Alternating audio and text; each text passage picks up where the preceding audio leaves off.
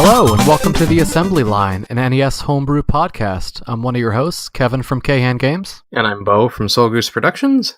And we're here to talk about homebrews. So what are we going to talk about today, Beau? The interesting question of, do game creation tools prevent or kind of promote creativity in terms of game creation? Now, when you say game-making tools, what are you, I guess, referring to?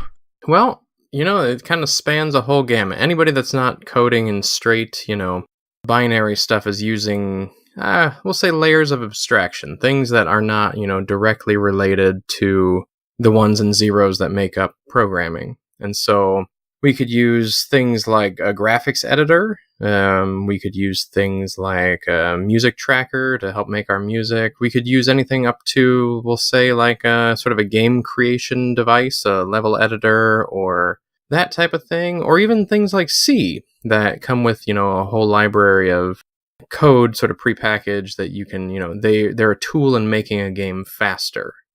Okay, so anything that sort of expedites or allows you to visually see some sort of representation of what you're working on.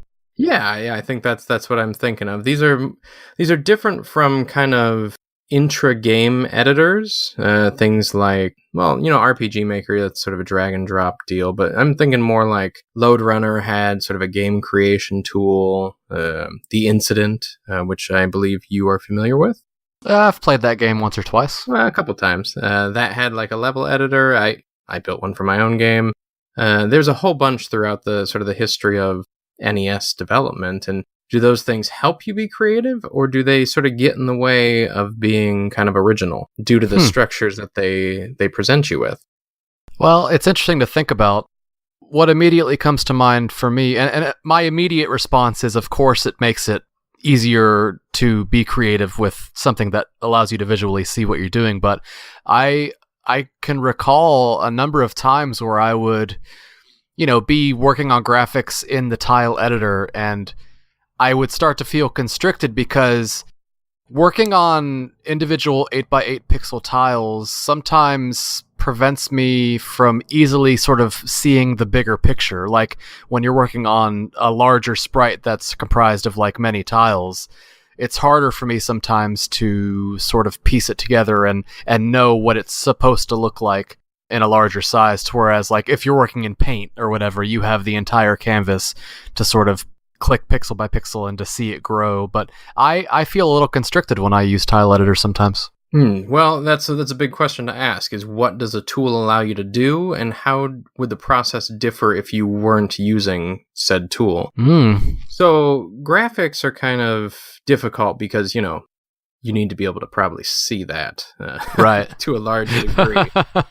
But even within that, like, at least in terms of graphics, there's probably not really an alternative other than, unless you're super strange and can do the ones and zeros thing, but most of us can't. So we'll say the base is sort of like a standard tile editor that allows you to sort of see what you're drawing and import it quickly in. But at the same time, most tile editors don't allow you to natively layer sprites. So you're stuck with 3-color sprites all the time. Yeah, you sort of have to know ahead of time kind of how things are going to be structured and how you're going to be bringing things in as far as sprites and meta tiles and what's going to be sprite and what's going to be background. Like, as the programmer, there's no easy way to like do that after you've drawn stuff. You sort of have to just know what you're doing while you're doing it. Yeah, so that's a big one because the tool sort of shapes your creative process unless you're able to work around that. Like I do my drawing in Paint, I know all the restraints and constrictions, so when I go to layer things, I can do that and know that when I switch it back into a tile editor, I'm going to have to make a bunch of changes to get things to work and line up and all that. Yeah. Which could often be missed. Let's pick a different one, though. How about music? Music's really interesting because I wouldn't have thought in a million years that anyone would be typing music in code these days, note by note. Like, using a tracker to me as a musician just makes things so much easier because you have a visual representation of what each note is, what that note is like going against in the other channels, like what note is being played in every channel in an individual frame. Like, it just, to me, it makes it so much easier. But I'm seeing, I know Rob from Sly Dog Studios does his stuff in the code, and it just seems like some people prefer that, and it seems to work for them. Well, his tool is a bass guitar. He sits there, he plays it, and then he transcribes it directly into code. There's no tracker in between. Mm-hmm. Which I find fascinating. I mean, that's how they used to do it back in the 80s. A lot of people, not everybody, of course, but quite a few, they would just compose directly in hex. Like, that's nuts if you grew up with trackers and stuff like that. Yeah, you're making tables that list the notes and the note lengths, and it just seems like it would get so convoluted so fast. Like, even one phrase of a song, you'd have so many tables to keep track of. I don't know how they do it. I don't either, because I can't write music, but ignorance is bliss. Sometimes. I do know that, like, even between the different trackers, you get different things that you can do. The tool itself shapes what you're able to compose, and then you also have the added step of the fact that most music engines won't support a lot of what the tracker can do. Yeah, that's what I was going to say. A lot of these music trackers have effects and volume channels and everything sort of built in for you to use at your leisure. But some of the major sound engines like Famitone, I don't know too much about Drag NSF because I haven't used it, but I know Famitone and Famitone 2 for sure. Like, there are limitations on you can't use a note above this octave or below this octave, and you can't use these effects, or you have to program all your volume into the instruments themselves. It's really interesting. Well, yeah, when we went to go do 0 to X and I used some of Membler's old music from the late 90s, early 2000s, he did all that stuff in Nerd Tracker 2. And so I actually had to use the Nerd Tracker 2 music engine in my program, which was done by Bananmos and another fellow. But if we wanted to add to that at all, Joe hasn't used Nerd Tracker 2 in probably a decade, and so he Does it even run in Windows? That I don't know, to be honest with you. But he would have had to have refigured out the whole process of composing in this tool in order to be able to add new music. But we just left it as it was, thank goodness. Well, I mean, it's a good thing so much of his older music is just so good that you could just pull from his old stuff and not worry about adding anything new. Well, I did have like 183 tracks to choose from, so I was that's picky, it, huh? but not that picky. So what's another category of tool we got? Well, I mean, you mentioned inter-game editors. Well, let's do level editors as a whole. How about that? Okay. Personally, I think that it would make it a lot easier to sort of construct levels. I know that when you did Spookatron, you put in like an in-game sort of builder for the testers to create levels, and I think that being able to get the sort of restrictions out of the way, when you build all those into the game editor itself, you are completely free to be creative and only look at how can I make this fun. You don't have to worry about, there can only be this many of this sprite on this line, and I don't know, it can turn into a mess real quick. Well, it's sort of funny you bring up that specific example because, Spookatron has 32 enemies, there's, 16 different projectiles, there's the hero, there's civilians. You can actually stack them all on the same line if you wanted. Mm-hmm. I resisted the urge to kind of build in fail-safes like that only let you put so many things, but when people did make levels that really didn't observe the rules, then I couldn't use them because they were, you couldn't see half the enemies or that type of thing. So yeah, the question of kind of when and where a tool might be handy with Spookatron, it was real easy because, it's a game that you need immediate feedback. It's not a long game. Like, each level takes 20 seconds tops, and to be able to sit there and play it and make immediate changes and reconfigure things and organize whatever, like, that was very handy for that type of game. Yeah, plus, I mean, you have all the enemy behavior already built in, so, like, you don't have to stop and try to imagine, like, how, I mean, you do to a certain extent, like, how is this level going to play? You can build it and immediately have that instantaneous feedback on, okay, maybe I need to move this enemy a little bit further away because he's moving a little too quick. See, there's other genres, though, that I don't think that I would... Well, I know I don't use a level editor. When I do, like, RPG stuff or action adventures, I just do all that straight in the code. Huh. Well, I would think that being able to sort of construct the overworld map, like, I think a tool would be beneficial for that. You don't use that at all? I use RPG Maker to kind of like roughly lay things out, but when I actually go to put everything into, the code, it's all done by hand. Everything is, sort of laid out in nice little, I don't use RLE compression. So like all my data is like a block. You can easily see and change any little thing. And so it makes it really easy to, change anything on the fly. Yep, I know that, in the past when I've used NES Screen Tool for some of my, full screen graphics, say I want to tweak one of the attributes for one of the little areas, I would have to reload up, the screen in the NES Screen Tool. I would have to reload the CHR. Like, you have to sort of reconstruct it, then change the attribute, then re-export it. Whereas if you just manually entered, the binary numbers into the code, you would just have to change 2 digits and you'd be done. Yeah, and that's why I just do my level data like that. You always use NES Screen Tool, and I know a lot of people do, but I've never found a use for it because it works. It's so rigid with the restrictions. Like, you can only have 256 tiles, and most of like my title screens and stuff have way more than that. So yeah, I've never found it to be that useful. To me, that's a constraint on creativity, not something that allows me to be more creative. Well, in the past, for different things, I've had to import like bitmaps into the program to use for different things. And I know that before NES Screen Tool came out, Al Bailey back in 2009 or 2010, he had this like Java program that you could import pictures into, and it would sort of convert it into NES format and try to guess the palette and that kind of thing.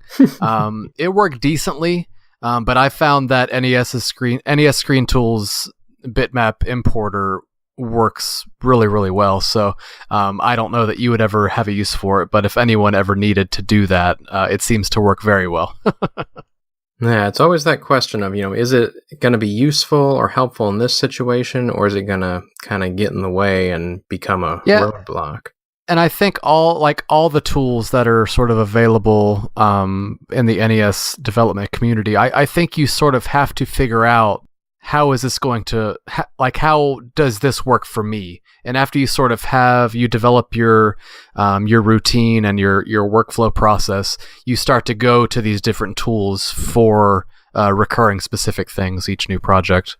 Well, a lot of homebrewers, too, have built their own tools to make their games. I know, like, Julius, who did Super Bat Puncher and some other stuff, he has, spent months, and same with Derek from Gradual Games, spent months building these tools in order to build their worlds and levels and stuff, because they don't want to, that's easier for them, and they don't want to enter in the data by hand and all that. I think in the first NestDev competition episode, we heard Toggle Switch talk about how, there was no way he was going to sit there and enter 64 screens worth of data, and it's like, well, that only takes a couple hours if you do it.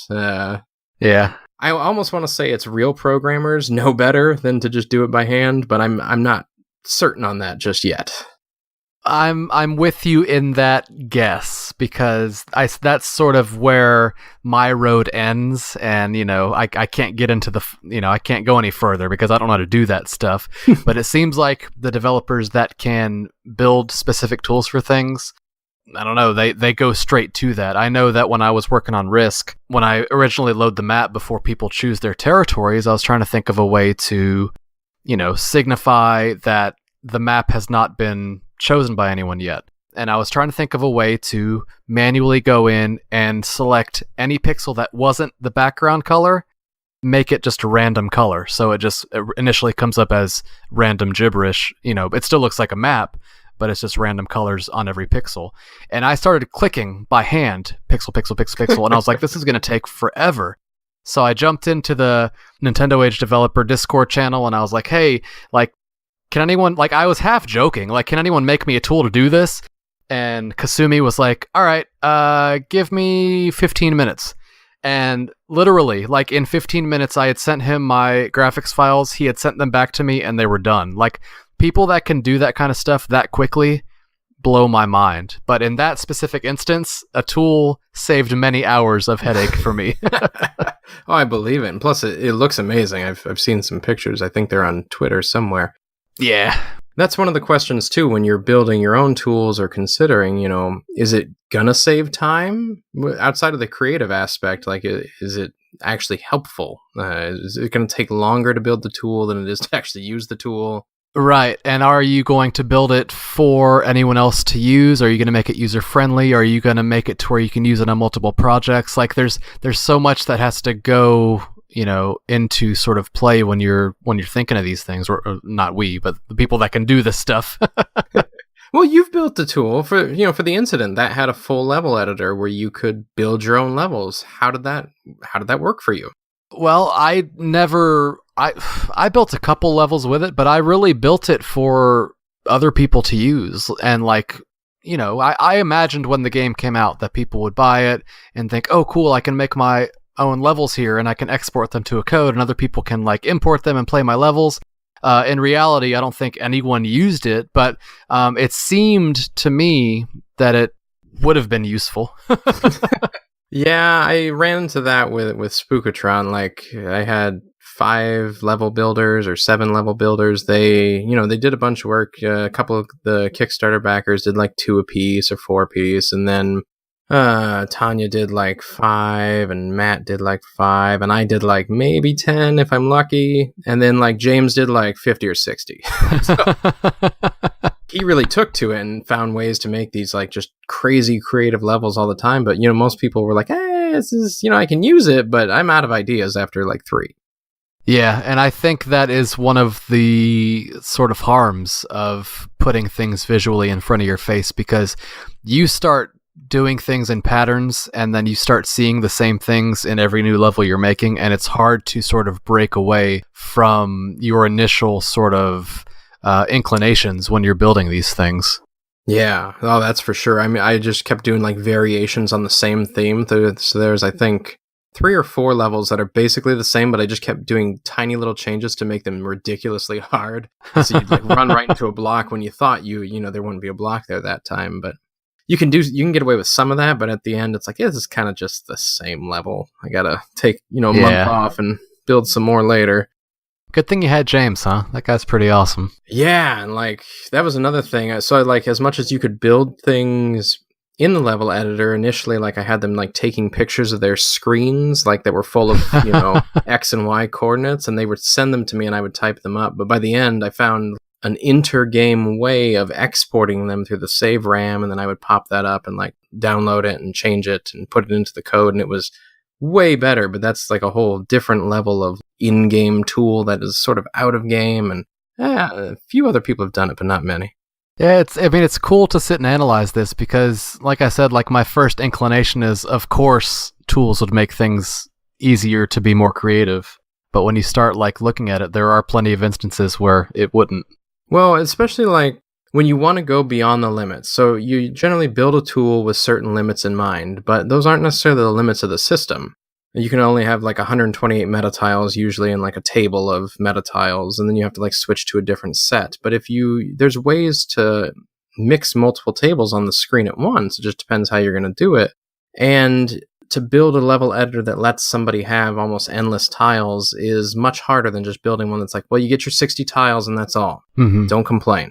Yeah, not to mention that a lot of the constraints that, we've grown to learn about the NES, like as we develop new hardware, new mappers, new boards, new systems like the AVS, some of these, limitations aren't limitations anymore. I mean, you still have to sort of consider that people are going to be playing your game on the NES. But if you wanted to build a game strictly for the AVS and you wanted to have 15 sprites on a scan line, you could do that. Well, that's one of the things too. Tools get you away from an intimate knowledge of the constraints. They make it, they either simplify them, or, if you're using like a tile editor, it simplifies things, like when you could be doing a lot more, but then if you switch over to Paint, you end up doing a lot more that can't then be done. And so by, working closely with the platform, you're able to really, lean into the system and push it further than you would otherwise. Yep, it's certainly, you have to know the system for sure when you're developing this stuff. I did notice in some of the conversations we've had lately and that we're about to have later in the episode is that, level editor does come in handy when you're working with an artist or a musician who also wants to help with level design, like Grunier Zirka 2 between Lucas and MT. Oh, and like Project Blue between Toggle Switch and Freakin Graphics. Like, the artist on those projects ends up doing most of the level design. And so without the ability to just kind of quickly drag and drop, like, they wouldn't be able to create the levels and the game would suffer because of that. So it kind of goes all ways depending on, your situation.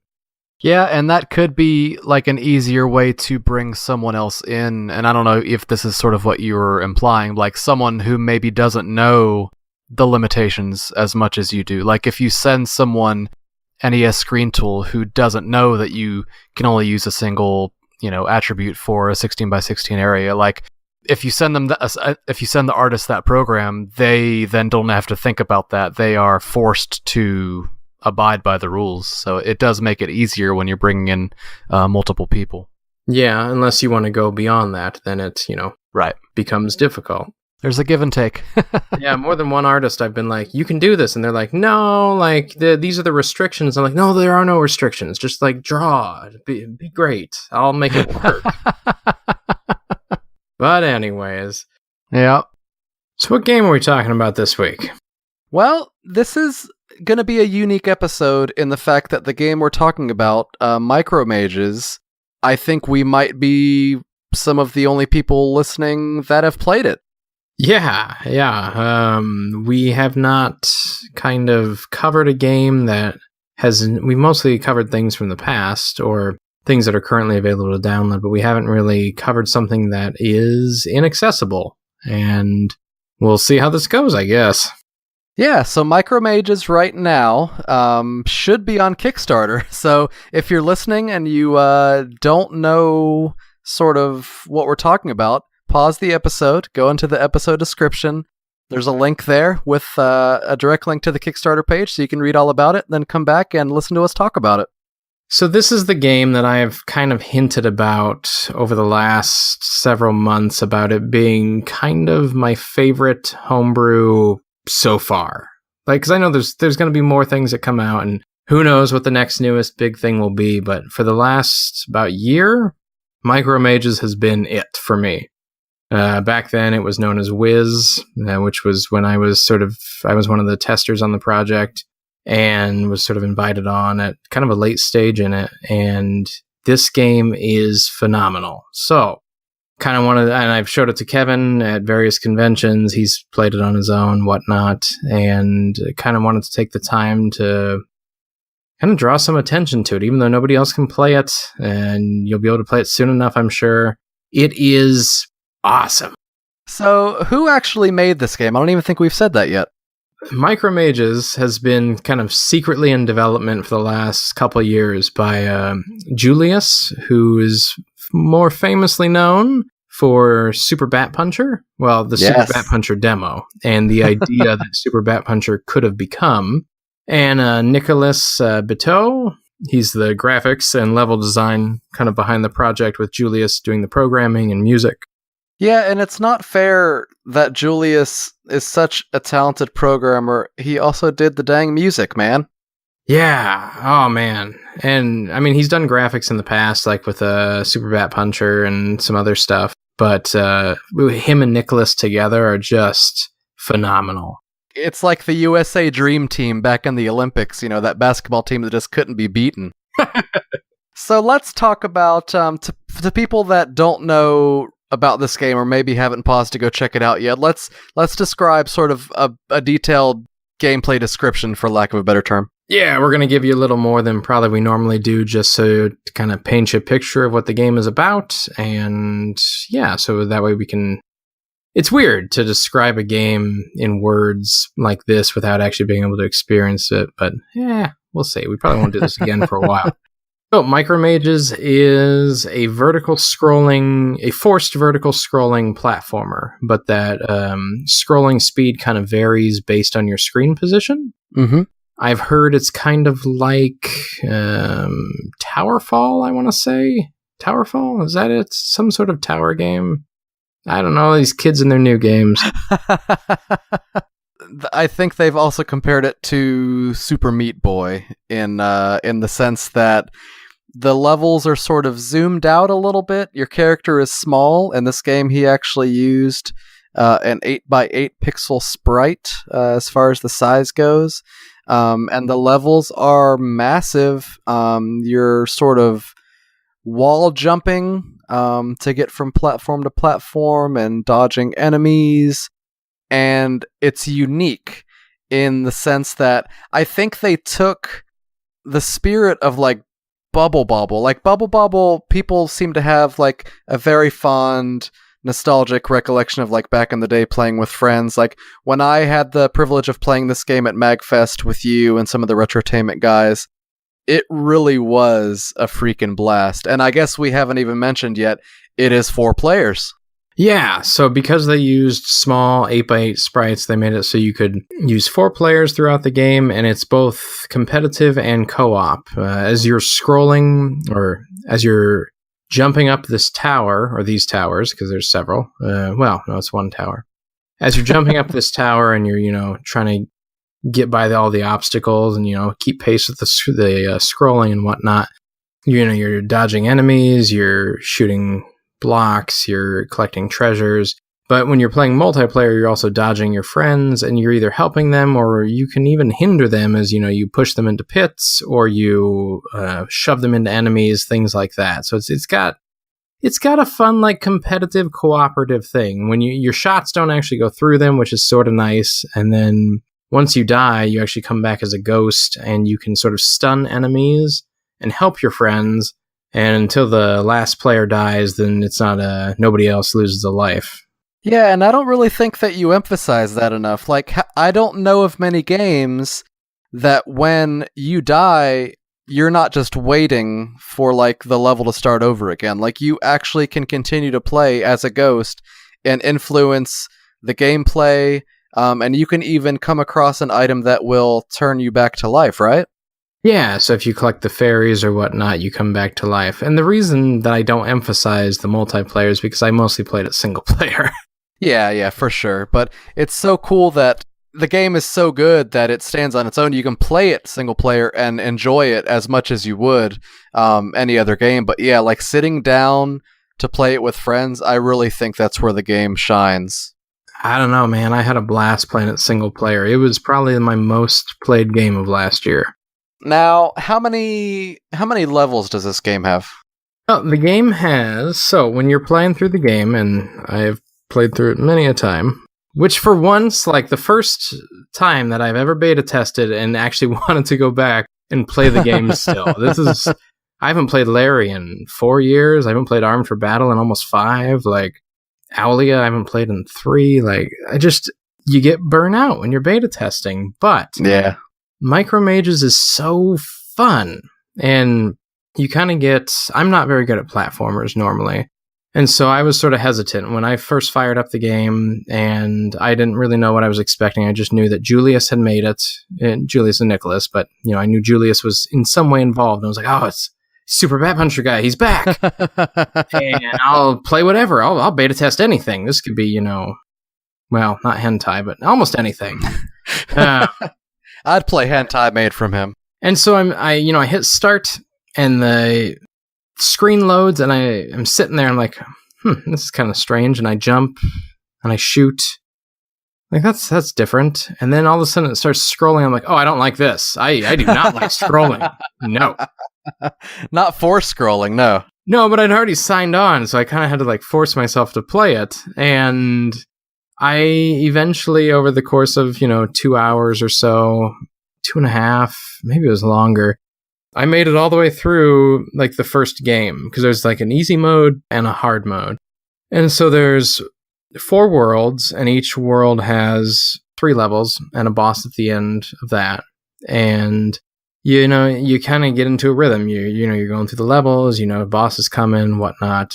And when you finish easy mode, then you get to play hard mode. And hard mode's got kind of all the same levels, except they're kind of remixed. They're made harder, that's for sure. And they're the same, but they're different enough that the challenge is new. So yeah, there are 8 worlds, 4 bosses, but you play them each 2 times. So you're talking, 8 to 10 bosses, somewhere in there. I don't want to give too much away, but there's a lot of game there, despite the fact that, once you start to sort of master it, and, that happens when you're testing a game and whatnot, that you can blow through the whole game in, a pretty decent amount, or a pretty short amount of time. And, you're playing in a different way than you are the first time or two that you play through it. Yeah, and we've mentioned, that you do shoot enemies to sort of get by them and progress, but there are power-ups and different, like, weapons that you use throughout the game, right? Yeah, you get the fairy, which kind of gives you, like, an extra life, and I think it's called, like, a seagull feather or something, but it looks like a little fairy that hovers by you. Yeah. And then you also get the feather, which... Oh, that's probably the seagull feather now that I think of it. Sorry, I just finally found out, like, the real names to all these things. I was just playing it, calling it, in my head, whatever I felt like. Well, that's half the fun of old Nintendo games. You just call things ridiculous names and, the next thing you know, all your friends are calling it the same thing. Oh, it rekindled some magic, that's for sure. But yeah, you get the feather and you can sort of float, and when you get hit, you lose the feather, you get hit again, you lose the fairy, and then you get hit again and you die. And so you're constantly trying to, like, regain your power-ups when you lose them, and the feather just makes navigation so much easier because you can kind of hover and, slide laterally. Much easier than using the ropes or whatnot. Yeah, and you said that the game, like, when you get good enough at it, you can sort of blow through it and it's a pretty quick game, but the bosses are very hard, and I mean, there are patterns that you can sort of, learn over time, just like any boss in any Nintendo game, but the game has some difficulty to it, and they have sort of gone out of their way to provide passwords, right? So you can jump back in if you get a game over and you want to continue from where you left off. Yeah, you do lose your score, though, which kind of sucks. Like, by now, like, I'm playing every time with trying to beat my high score, and I wish those scores saved, but because they use just a straight NROM board, they don't. Oh, you mean like save when you turn the cartridge off? Yeah, oh man, I love... Okay. I'm not like a big, like, score type gamer, and so... But this game, you can play it in a short enough time that it's like you just want to do the best you can, and... Yeah, and because you can play it relatively quickly when you get really good, and with the scrolling will keep pace with you and kind of move faster, so you can run through the levels a bit quicker. And it gets you... The challenge changes as you get better. Yeah, and it's not just like a straightforward sort of platformer. Like, they've done a pretty good job of hiding secrets and, things in crates. Like, there's a lot to sort of gain by exploring, which is sometimes hard to do with the level, the way that it's auto-scrolling. Sometimes you have to make the decision if you want to go after, see what's over on this side of the world, and you have to sort of get back without the screen sort of getting out from under you. But there's secrets hidden throughout the game. That's one of my favorite things about the game is you end up developing, almost memorizing the levels and developing strategies for them to get through them in a way that you can either get, all the treasures or get through them as fast as possible or whatnot. It's got a lot of depth, despite the fact that it feels at times kind of short. And I know on the Kickstarter, they're sort of pushing, the fact that it's an Enron game and they've, crammed it all into, what is it, like 48 kilobytes or something? I think 40.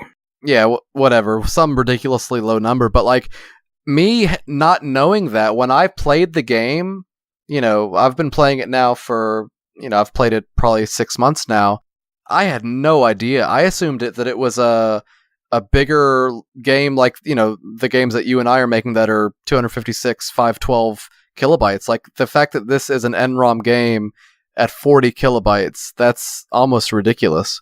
Yeah, it's both impressive and it's kind of disappointing. Because... Yeah, I know it's maddening for you, because you just want more, right? I do. I mean, like, I would love to see a full, like, as many worlds as you can give me. I want to ascend towers all day long. Yeah. So it's rough to, just have those 8 worlds. I still can't beat the 8 worlds in Mario, but Micromages, I can beat the 8 worlds and I love it.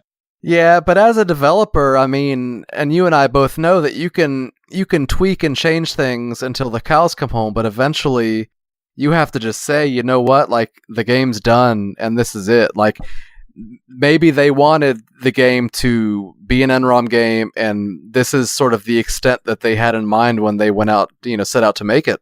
But see, you don't know what I've seen. Oh, that's true. You were in the secret thread. Because I've seen different versions, and I've seen them cut things that I loved. And whole sections of levels are now different. And it's like, oh, but if we could just take that section that you cut and the other 6 sections you cut and make them a new level, that's a whole new world. Let's do it. Like the Aladdin song? Oh, hey, that was that was my wedding song. Anyways. Was it really? Yeah. Oh. Yeah, it was weird though, because the DJ put the music so low that nobody heard it, so it looked like my wife and I were dancing to nothing. It's like Ghost. It was like Ghost, pretty much, but the music was the Ghost, and she was whooping. Right. We're not doing well with our comparisons today. No, that's the problem you get when you're on one episode. You're really off the next. Yeah, that's okay though.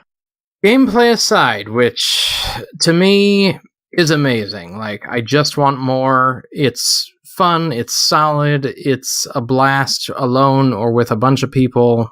Let's talk about graphics some. Let's do it. Now, we did mention that the graphics are, the characters that we play are small 8x8 pixel size sprites.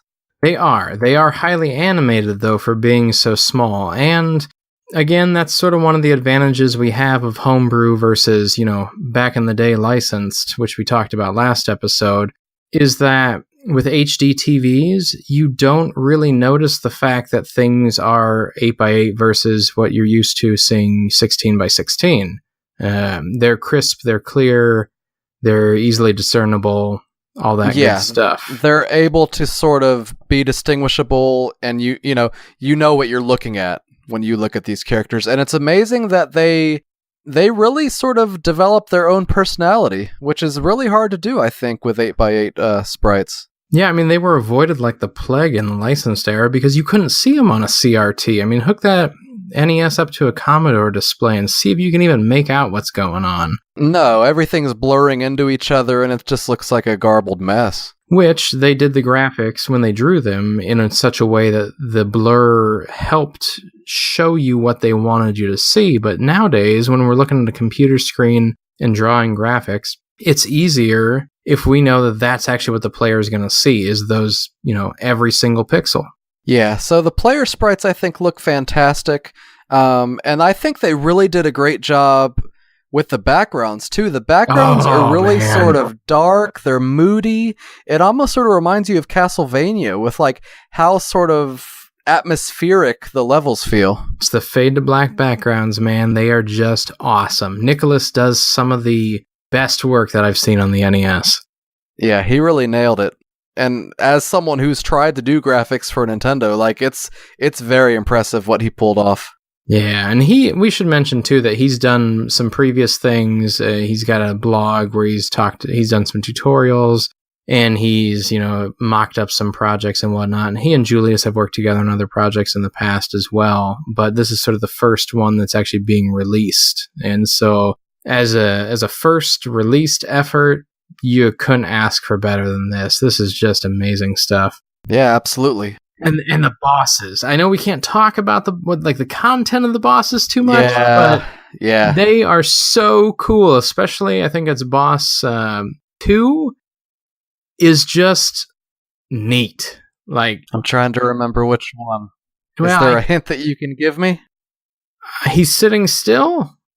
Okay. Yep, I remember now. I think it's in the Kickstarter video, but it is in the Kickstarter video, and you can kind of see, it's just that level of detail is so, you don't see that ever. Hardly. No, and it's funny because, we just got done talking about, previous games that we would probably consider to be on the licensed level.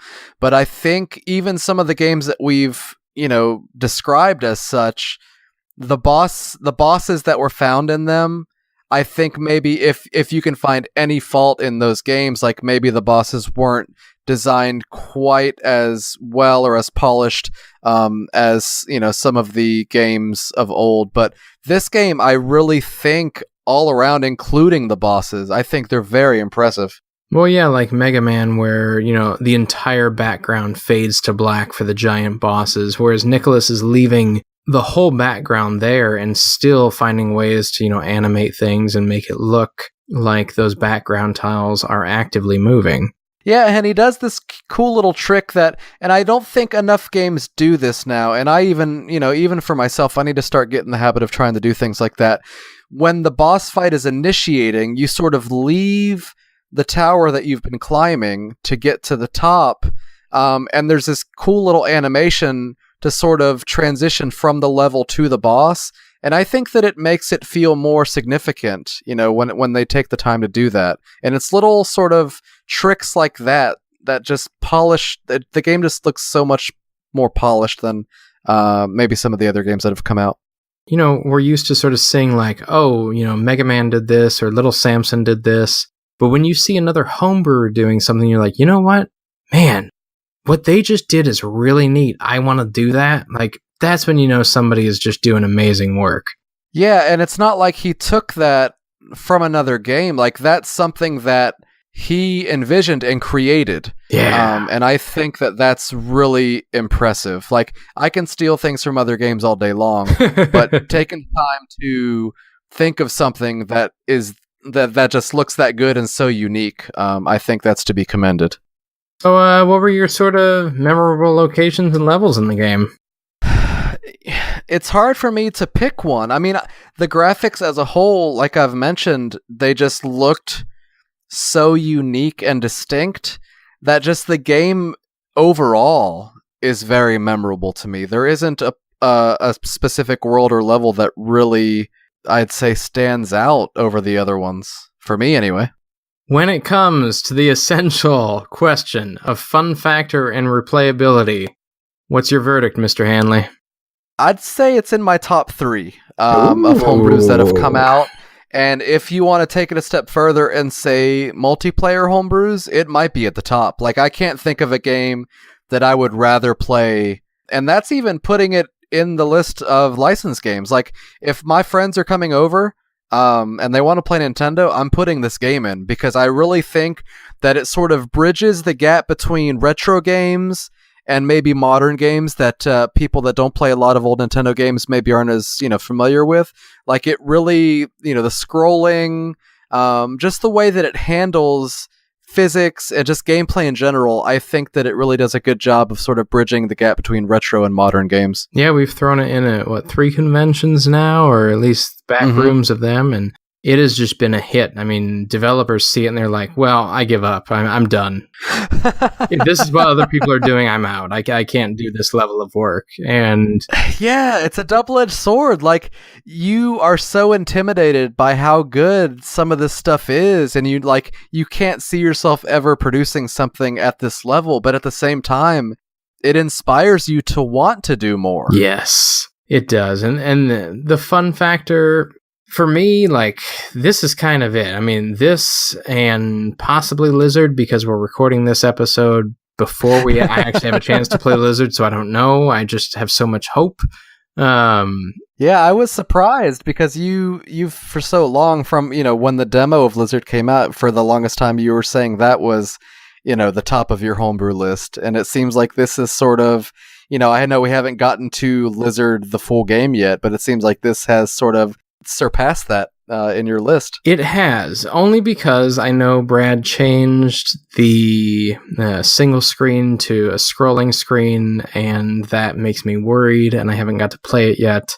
And I really wasn't expecting to like this game as much as I did, and I was hooked. I mean, I played it back to back for like 8 days straight, just every chance I got. And I don't normally play for score. I don't normally play for speed. I mean, I was recording myself. I was playing all sorts of like, different ways. I was finding all sorts of secrets and trying to find bugs and whatever else, giving feedback. I mean, I like to give feedback, but different types of feedback than I normally do.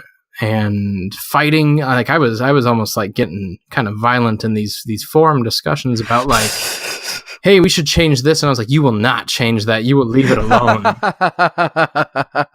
Because it is perfect. All right. Well, on that note, you say that it's perfect, and we've done nothing but sort of heap praise on this game, but the only negative thing I've heard you say is that you want more. Like, is there anything else that you would sort of criticize or change about this game? Want more can mean many things. I mean, if it was only 10 minutes and it was 10 awesome minutes, I mean, I could want a lot more. But, the full game, I can beat the game at this point, having played it, I don't know how many times now, all the way through, and like basically more or less speed running it. I can beat it in, 50 minutes or so, whereas it would have taken me probably, I don't know, 4 hours, 5 hours the first time through. Maybe it was only like 2.5. So, like, it is kind of short, and that's why you have to sort of change your challenges. I do wish it was longer. I wish there was not more to do, but more areas to traverse. Because I'm still finding, like, secret warp points and different things that I didn't know were there. And that, to me, it's like how somebody just found that extra 1-up in SMB 1 like 2 years ago, and it was like, after 30 years you just found it? And it was like, yeah. Like, this is that type of game where they've hid stuff so well. It's like, wow, I just like jumped half a screen away. I didn't know I could do that. So there are warp points? I didn't say that. Well, I apparently need to go back and play some more. I didn't come across any of those. There's warp points. Oh yeah. My only other thing is, the only control that I really have trouble with in the game is the ropes. And kind of, they used to be more straightforward where you just were on the rope. And then at some point, like, strafing was added where you could go left or right. And the ropes were slow enough to begin with. That's what was causing me to die. And the strafing has just caused me to die even more. I played through it again last week, and I think my only 3 deaths were due to the strafing. So it's like, I wish that hadn't, like, made it in, but it did. And Armed for Battle had the same problem. Like, Frank took away the B button returns to the castle at some point, and I still hit the B button thinking it'll return to the castle, because it gets ingrained in you that, like, this is how the game is. And so that's one of, like, the downsides to testing a project, is developers tend to cut some of your favorite features. But, as a whole, like, I think other people will get used to it. I'll probably go back and play that original version that didn't have it, but, whatever. So it's funny that you mentioned that, because when I was playing this game yesterday, and it was probably the first time that I've played it since MagFest, which was back in January, so it's been some time. So I didn't remember a whole lot, from the game, too many details. But when I got to the ropes, it seemed like some of the time I could jump into them and climb up, and some of the times I couldn't. Like, it almost seemed like I had a hard time discerning, like, what tiles around there were passable and what wasn't. And that might just be like a noob thing. Like, I don't know what the heck I'm doing. I need more time with it. But I was having trouble with the ropes also. I think it is a noob thing, because, like, the collisions and stuff are so spot on in this game. It's nuts. Okay. Well, I guess the jury's still out on my end for that. Yeah, we'll just have to see what other people have to say, I guess.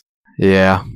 And that being said, like, as much as I wish the game was longer, there is still parts of the game that I know I could spend more time in and explore and find some satisfaction in. So beyond just, going faster and better. Yeah, and I think there's something to be said for a nice game that you can sit down and knock out in an hour. Like, sometimes that's all the time you have, and to play such, a beautifully polished game, I think that you get a pretty good sense of satisfaction. Oh yeah, especially, as we get older and we have less time or whatnot. So I hear around the forums, people don't have time for the 80-hour RPG anymore. Guess I'm living the dream. People and their kids. Kids do that. Yeah, it's very satisfying just to find a game, to just fall into step with it and to be able to just sink some time into it, play it, master it, and then keep growing in that mastery. Well put. All right. So the game is on Kickstarter right now, if we're timing things right. Can you tell us about the different sort of tiers, like the different options that people have to get this game? Yeah, so the game is offered in kind of a digital format, CIB format, complete in box, a CIB plus a poster and a soundtrack, and then kind of a limited version that's got, a special colored cartridge, and, it's still a full CIB, and it's got the soundtrack, the poster, certificate of authenticity, it looks like, and, and your name goes in the manual, which is always sort of a nice touch. It always feels kind of weird, like, oh, I don't know if I want my name in a manual, and then you get the manual, and you're like, hey, my name's in there. That's sort of cool. I made this happen. Yeah, I mean, I've found my name in several books, and it's like, that's weird and neat, and I like it. I'll do that again. Yeah, it's cool that they're releasing the soundtrack. You don't see too many homebrews for Nintendo anyway. I don't remember many actually including the soundtrack. Plus, I think the soundtrack that's included in this Kickstarter has bonus tracks that aren't even found in the game. Antoine of Twin Dragons fame, he's doing the board production because it's an NROM board. He sort of designed his own board with Paul's help, which we talked about a couple episodes ago. Paul, Infinite NES Live's help, and he's sort of got that going. So yeah, he's over in Europe. He's helping him out. He's a fellow Frenchman for Nicolas. Is there anything that guy doesn't do? Come on. So over all these years, Julius has sort of been known for Super Bat Puncher, and Nicolas is, somewhere overseas drawing some amazing stuff. But these guys have been relatively quiet around the internets and forums and whatnot. And so we are going to chat with them about micromages and some of that. Oh, I can't wait. Let's do that. We are here with Julius from Morphcat Games and Nicolas from Atelier Beau. And Nicolas from Atelier Beau, and they have been working on their new game Micromages. We kind of lured them onto the podcast to talk about their new game Micromages, but really we're just gonna talk about Super Bat Puncher. So can you tell us a bit about that, Julius? No, I'm kidding. Oh man, you've got this new exciting game. What a good start. It's very interesting. You have like nothing we've seen before on the NES. So I guess when did development of Micromages begin? So we started basically. I'm Julius, by the way. Hello. We started like 2.5 years ago. It was in November 2015. Yeah, right. Something. I mean, we were planning to make like a test project for Kickstarter. Nothing too ambitious. Like 1 month and we're done, basically. Yeah, 1 month. Yeah. Well, how'd that go?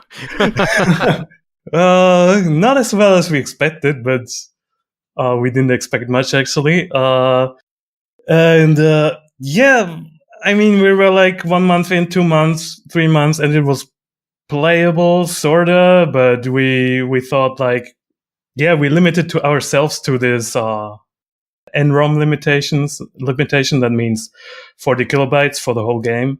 And after 3 months, we were just like, yeah, let's make the best NROM game we can. So fast forward 2 years and. Now, did you guys know each other before you started working on this? We meet before. Hello, I'm Nicolas, by the way. We meet before for a game jam. Okay. We worked for 3 days and we have done Banana Nana. It was a small NES game. Oh, yeah, that was super impressive, too. That was like one of my favorite projects that hasn't gone much further. Yeah, that's kind of a repeating pattern. Yeah, but I mean, this time finally, I think we're on to something that we can actually release. So yeah, I hope people bear with us. So were both of you sort of involved with Micromages from day one, or did this start as one of your projects and then become both of yours? How'd that kind of work? we both started on this at one. Actually, it was like, Banana Nana, we wanted to continue it, but we knew it was too ambitious of a project, and we were just like, let's start something small. And actually, we were developing Banana Nana after the game jam. It was like during 6 months, something like that. Yeah. And it was coming winter time, and we started to be tired about it. So we decided to say, let's make a small break, 1 month. Let's make a small break, side project. And you know how that goes. Yeah. Oh, yeah. Yep. A lot of times the side projects become the main project. Exactly. So, we made it a point to finish the game before we actually release any info about it, but then we already teased the game heavily on Twitter and Facebook, and now there's more out there than we are comfortable with, but we're really nearing the end of development. So So when did you guys each first get started working with the NES? So on my side, I start NES. It was 2014 with Nerdy Nights. So I was making this Pong stuff, and I met Julius because I moved to Berlin, and then I say, we can meet, and he come by me, and which he look a little bit my Pong. And discover all the mess. That was an amazing source code. It was horrible, but it was working. I was more spending time on graphics optimization as on really correct code. So, and after, it was how I start with learning ISM. So that's it. I'm not really good at coding more about graphics. Yeah, but I mean, to even pull off a Pong clone on NES, you know, I have respect for you, definitely. So with Micromages, you've done most of the programming, Julius, and Nicholas, you're in charge of the art, of course, right? Yep. Yeah. Okay. Yeah, exactly. So for me, it was 2005, I think. When the first version of FamiTracker was released or something, I got into making chiptunes. And from there, it didn't take long to basically somewhere 2006, 2005, I downloaded all the technical documents that were available on NESDev, and I sank my teeth into them for a couple of weeks, months, and then I came out NES Homebrew, I guess. But never released anything. You started programming before Nerdy Nights even came out. Exactly, yeah. That's impressive. Yeah, I mean, I have a background in lower level programming languages mostly. That made it not that bad. But I've never actually programmed on a limited system as limited as the NES before, and there were some really, really tough challenges to overcome, and things to think about differently. Absolutely.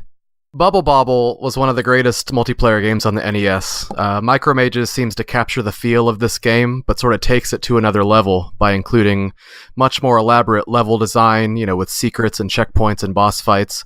Was Bubble Bobble an inspiration in any way? And if not, what game or games sort of inspired you during the development of this game? Yeah, you are right. Actually, we were taking some reference games, for example, exactly Bubble Bubbles. And so it's to give... I don't remember that. Yeah, we were talking. I mean, at the beginning, we talked about... okay. I remember I was checking the chat to have a look. And so it was Bubble Bubble and a little bit also of Castlevania for the ambient mood. Mm-hmm. And also a bit of Mega Man, of course, for the shooting and all the wall jump. But it was, Mega Man, it was more in Super Nintendo, the wall jump. Yeah, right, the Mega Man X. And a little bit of Super Mario Bros. In the gameplay and level design. So we take a little bit of different game mechanic and gameplay to get inspiration and make all, with multiplayer, so 4-player maximum. So, we get this result. Actually, a lot of people compare it to Super Meat Boy. Yeah, also. It wasn't directly an inspiration, but, you have some saw mechanic saws or something in the wall, on the walls and stuff. And you have, I mean, the game is heavily based around wall jumping, so I can see where that's coming from. Yeah, definitely. Is that how the game kind of grew, was based off of these sort of core mechanics like wall jumping and scrolling and multiplayer, or was it more thematic? Yeah, that was about it. I mean, initially I was thinking like to make I don't know if you remember games like Icy Tower for the PC. No. It's like a vertically scrolling thing with platforms spawning randomly, so you try to climb and not fall down. And I was thinking something along those lines, and 1 month might have been more feasible for this, like without actually designing levels. Everything is generated randomly. Mm-hmm. But then we were like, yeah, I mean, I think the graphics Nicolas came up with, they were like some medieval, fantasy, magical kind of stuff, and we just rolled with that. So yeah, actually the mechanics were there before the theme. Yep. Interesting. So what was the collaborative process like in regards to level design, boss design? Did one of you primarily come up with things, or what was the give and take like, I guess? That's hard to say. Initially, we both pitched in ideas and then threw out some, and it's hard to say who made what at this point, but Nicolas definitely did all of the graphics, save for some animations and stuff I helped him with. And yeah, he also ended up making all the level design. I just basically made the tools for him, the map editor, tileset editors and that stuff. And then I let him work on that. Yeah, and we needed actually for the map system, we make many time different tool to try to optimize. So it was, oh my god, that was hell. We remake all the levels, I don't know, 5 times and always differently. Yeah, exactly. So it was, oh my god, taking so much time. I mean, yeah, do you guys have time for this? For a little extra story? I mean, we were using like the standard, like as Super Bad Puncher did, I think 16 by 16 meta tiles, and the level data ended up something like 20 kilobytes or 16 kilobytes, which was way too much if you have just 40 kilobytes for the whole game. And then we made 32 by 32 meta tiles, which was still too much. And then we made when you're releasing this podcast, I guess the Kickstarter will be running. So we have prepared a little docu video with all the hardware details, like the technical details of how the game works and how we crunched numbers and fit everything into 40 kilobytes. And yeah, you can see our the process of how we refined the level format. And I can't even explain it correctly. So I had the great opportunity to play a few games of Micromages at MagFest last year, or was it this year? Earlier this year, with 4 players, and it was one of the most fun I've ever had playing the NES. Did you know right away that you wanted to design it for 4 players when you started to make the game, or was the idea to add 4-player support? Did it come later? No, absolutely. In fact, the decision to use 8x8 sprites, 8x8 pixel sprites, was made exactly because we wanted to have 4 players. We were also thinking, well, what is the NES library truly lacking? And we want to come up with something new. I mean, we could have just made a side-scrolling platformer again, but we were like, all the 4-player games on the NES, they're more like single-screen or arcade experiences or sports games or whatever.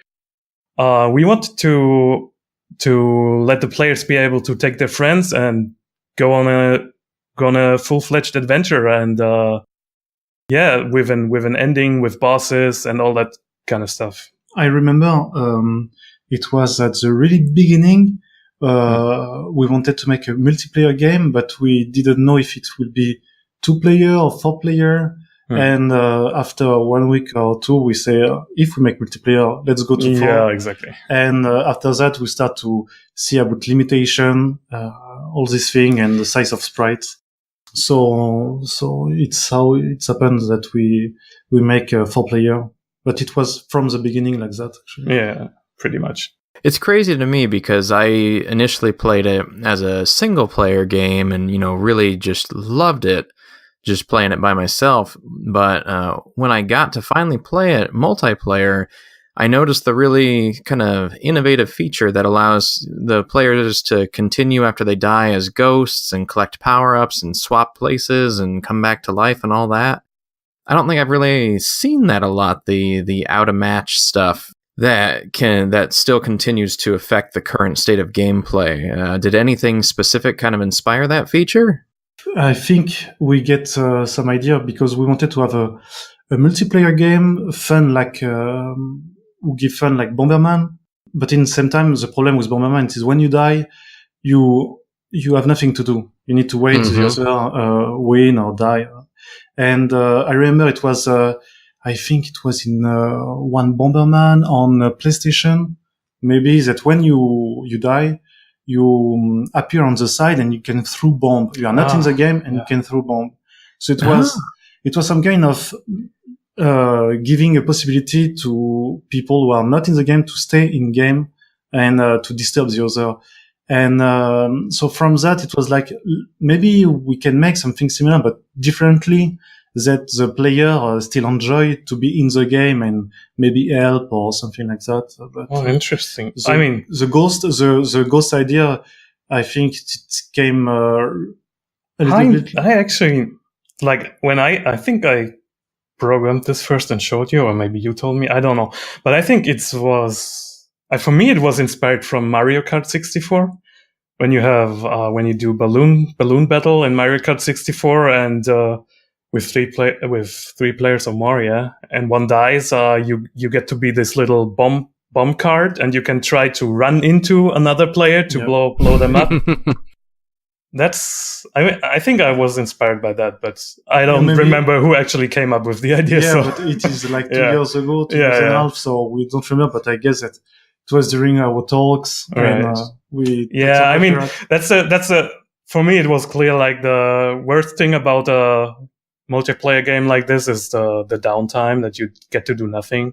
And I mean, if you die and you want to grab a drink and you're a ghost, yeah, you're free to do so. You can die and you can just join later. And I mean, the cool thing is also, like, if you have I know my mom, she can beat maybe one level, and after that she's gonna be the ghost the whole time, but you can still you can still help your friends or your son in that case the whole time through the game. So it makes it more of a party game, I guess, where a right range of skill levels can contribute. And also we notice when we make some events and we present the early version of this game, even kids and casual or people who have more skills can enjoy it all together. So we get sometimes some group of people totally different. They don't know each other, but they join just to grab the controller and play. And we saw that even if a kid will die fast and will turn into a ghost and still enjoy it. So yeah, actually, many players prefer to be the ghost. They're like really disappointed when they get back to life, collecting a fire. No, they jump into the pit again. Yeah, now I can be ghost again. Yeah. I'm sure that was unexpected. Yeah, for sure, yeah. Micromages features a really modern feeling scrolling engine. There's a very slow sort of auto scroll implemented, but when the game also sort of catches up if you jump faster than the scrolling is going. Was it hard determining the right speed for the game? Yeah, I remember I spent a lot of time fine-tuning that thing, so the game adjusts to where you are on screen. In single player mode, it's all right. I mean, if you're lagging behind, if you're on the bottom of the screen, the game will go really slow to let you. There's always some pressure, and many people don't like it, but it's not so as bad as like auto-scrolling levels in Super Mario Bros. 3 or whatever. Nobody ever liked them. Yeah, if you go fast, you can still make a speed run. The scrolling will go faster. But where this system really shines, I think, is in multiplayer mode. I mean, the player that lags behind, he has to hurry a bit, but what the system basically does is it calculates a median value of all the players' Y positions on screen, and it adjusts the scrolling based on that. So if 3 players go up to the top of the screen and one lags behind, well, he's basically screwed. It tries to adjust the scroll speed like that, and it works fairly well, I think. I love how competitive the game gets. Even though it's very cooperative, the ghosts can help the other players, it also can be very competitive if you kind of screw your friends. Absolutely. I mean, we saw it. I mean, players starting just out, they usually go for co-op. But when you have amassed a certain amount of skill, like when the two of us play nowadays, it's like we always fight for the score. We jump on each other's head to push each other down the pit, and we cannot play it any other way anymore. So I've seen some of the early development kind of pixel art and sprite ideas and things like that, and they just looked amazing. The Minotaur was, Cyclops or whatever. What sort of led to some of the changes you took, and will we see some of this stuff sort of reappear down the road, or is it, is that just kind of stuff in the past? I think there is the early graphics of Micromages. I don't think we'll use them after.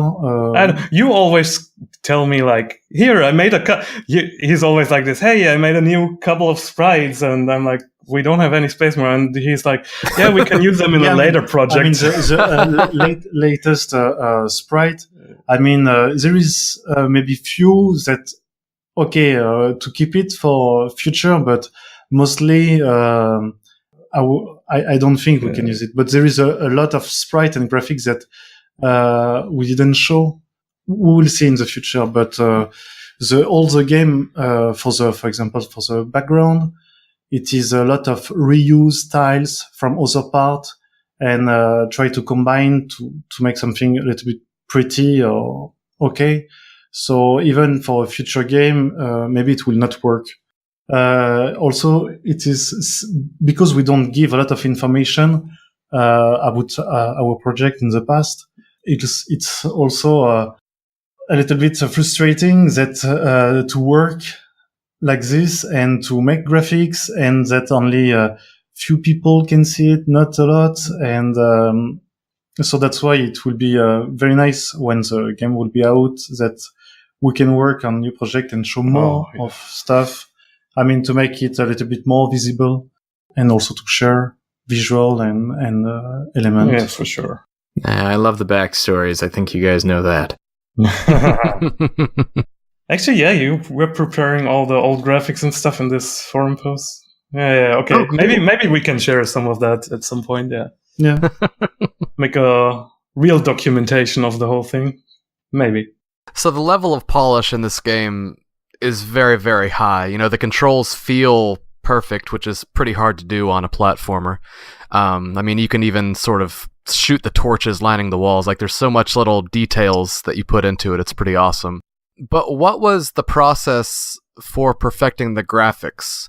Was it a back and forth type thing with Nicolas sort of sending the graphics to you and you telling him what you didn't like and him tweaking things? Or was it just sort of perfect from the start? Everything he sent was amazing. Definitely perfect from the start. No.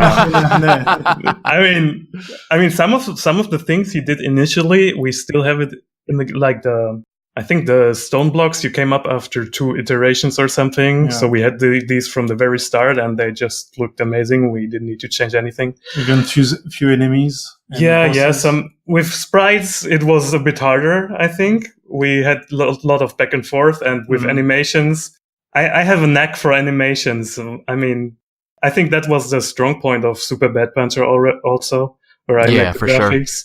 Sure. And tile sets not so much, but animations, I'm really into that. And I had a lot of gripes with the stuff he came up with, but eventually he surpassed my expectations. And it was good because it was like I was working, sending something via Telegram, and he was checking and then make some feedback and critique. And so it was always like working on and try to find some solution to get a result that are giving satisfaction for both of us. Yeah, but really the best was when we meet for the weekend, and I'm so happy we're actually living close to each other. Otherwise, I think this game would have never come to exist. Yeah, totally. It helps so much to actually be able to talk to each other and to work for a weekend with pizza and junk food and So one thing this game does a really great job of that you don't see a lot, or enough of anyways, in games, is sort of the risk versus reward layout for level design. With the constant vertical scrolling, you have to make conscious decisions about what you're going to grab and what you're not going to with the treasure chests and boxes and points and all that, even just with the hearts that come up. Was this style of gameplay kind of inspired by anything specific? About the level design or the gameplay mechanic in general? Just the general, placing stuff out of the way, forcing the player to make all those types of decisions constantly throughout. That's like a key part of the game that you don't see in a lot of games. As I said before, we had many iterations of the maps and level design, so we remade the maps from scratch like 3 or 4 times. And yeah, eventually we started analyzing how other games did stuff, and I think the really good thing about making a linear game like this with one-directional scrolling is that level design gets a lot easier to get right, and it eventually just crystallized into what we have now. We still have some gripes with it, actually, but yeah, it's pretty decent. Nicolas, did you want to say anything? No, I mean, actually, we make a lot of time the level design and modification and checking some how Nintendo could do it. Also, how they present enemy progressively or put some item or. I mean, this, we analyze it and check also on YouTube some people who explain some level design stuff. So we get this kind of content. And also after it is trying to see, maybe when you play Nintendo games also on Game Boy or NES, you can feel how they try to make traps to push you in some area, like, oh, it is open way. So you go there and actually you have some, other ways that more tiny that you will don't go from your first wish. So after playing a lot of, Nintendo, game, Super Mario or, Game Boy games from them, you start to understand how they make it. So it's helped us, a lot to design, our game. Absolutely true. But really the number one thing I recommend to any developer is get beta testers. Because after 2 years of playing the same game over and over again, you just get blind to the flaws. And what we did, which is a very, very, I tried to do it on Super Bad Puncher, but it wasn't quite, our process wasn't quite refined, back then. Is to let your beta testers record the first time gameplay of the game and send you a video of it. Or like, for example, if they play in an emulator like FCUX, you have a movie record function, and the files it produces are relatively small, so you can easily send them, upload them somewhere, and you can just check how people react to the obstacles you designed. And yeah, we noticed some pretty substantial flaws, and we had to, usually the developer syndrome, if you never get other people to test it, it's like, I noticed this with Bad Puncher. You think the game is pretty slow and easy, and then you let someone else play it, and it looks like, wow, they have a lot of trouble with the controls, that it seems really floaty for them. And we reduced the speed, I think, of the characters and jumping and everything. We reduced it like 5 or 6 times at least. Wow. And now I played again yesterday after a long time, and again, it felt much too fast. So I don't know, maybe there will be a 7th iteration of that. I don't know. Also, I remember it was maybe 6 months after we start the project. We get some version of the game, and we could present for one day in Berlin to the Computer Spiel Museum our game. And so for the first time, we get some live tests from people who just discovered the game. And I remember the first half an hour, we discovered that people from the start couldn't understand the gameplay and the world champ. So very fast, we take our laptop on the corner of the museum, exactly. Try to edit the map and to change the level design very fast at the first screen, and to change the run directly and put it. And actually, it was a very good moment to learn how to get the feedback. Yeah, I mean, if you can take your game to any local events, like we have a couple here in Berlin, but if you can get it to any events where you can have a lot of feedback of new players playing your game for the first time and watching over their shoulders how they react to the stuff, it is the best. Without explaining them the controls. Yeah, exactly. Like, don't explain anything, just let them alone with the game and see what they come up with, how they solve the stuff. It is really, the game would have been not as good if we didn't have this much feedback. Oh, I remember the first time I turned it on, I didn't know it was vertical scrolling. Yeah. And that to me was the most shocking thing. I was like, wait a second, things are moving. I don't like this. So yeah, you get, raw feedback that way. Was there anything besides sort of the general speed? I mean, what was the contribution of the testers in the process? Were there any major changes that were made to your sort of core design, or how did that work? The speed was a big one. I think it was mostly level design parts, like the bosses were too hard, or some information was not conveyed correctly. But on the first boss, you have this mechanic of, well, I will not spoil it, but you have a certain mechanic that you need to understand. And so we were like, how can we convey it better? Because some people lost all their lives there and they did not get it. So we added a little cutscene at the beginning that shows what's gonna happen, and you can sort of catch it from there. But yeah, it was stuff like this, little stuff in level design. Like, some people didn't catch that you can actually shoot upward. So one of the first obstacles is blocks above you that you have to shoot. It's funny, both of those specific examples that you just gave are two things that I recognized as I was playing it. So I think you did a very good job of putting them in there to show the player that, hey, you can do this before you actually need to. Oh, yeah. I'm glad to hear that. Way of introducing mechanics is just awesome. The music in Micromages is really great. There's actually a neat little effect that happens when you enter a door at the end of the stage that it seems like the music kind of fades out in a really unique way. Who did the music, and how was this effect accomplished? And I guess what was the working process like for the music? Yeah, the music, oh my god.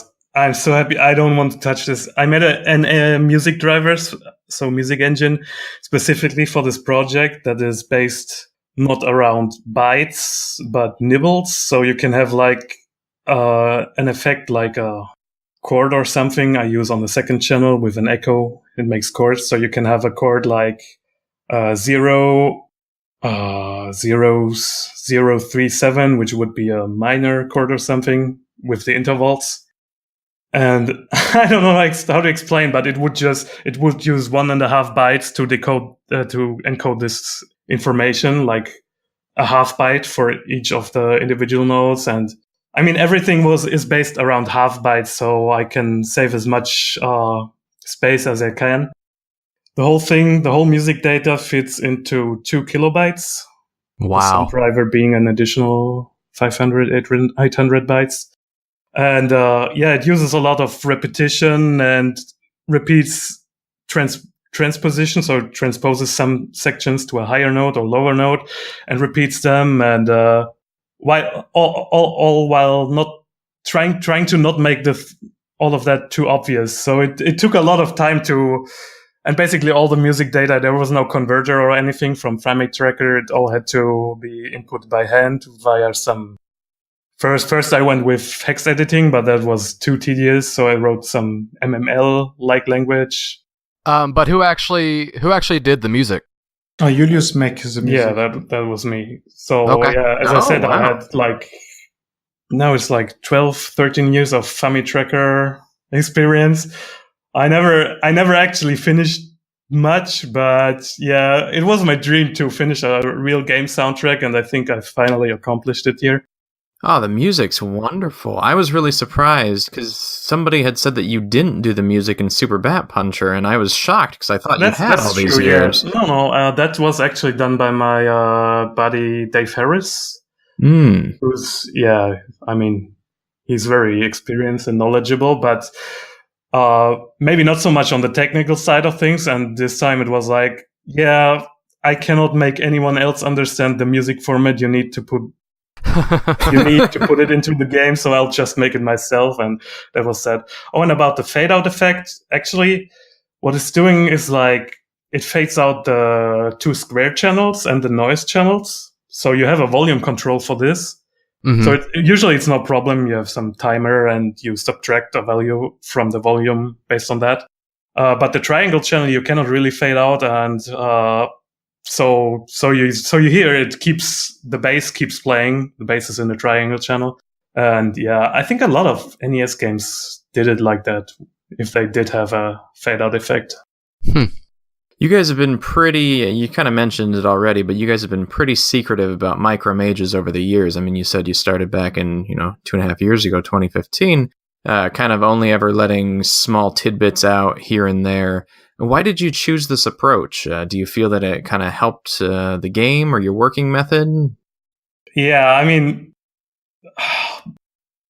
honestly, I probably already lost my reputation before, but we were come on, this time we don't announce anything.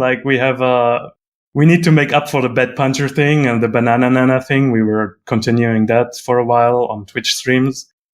And it's I think we need to finish a game before we actually tell people about it.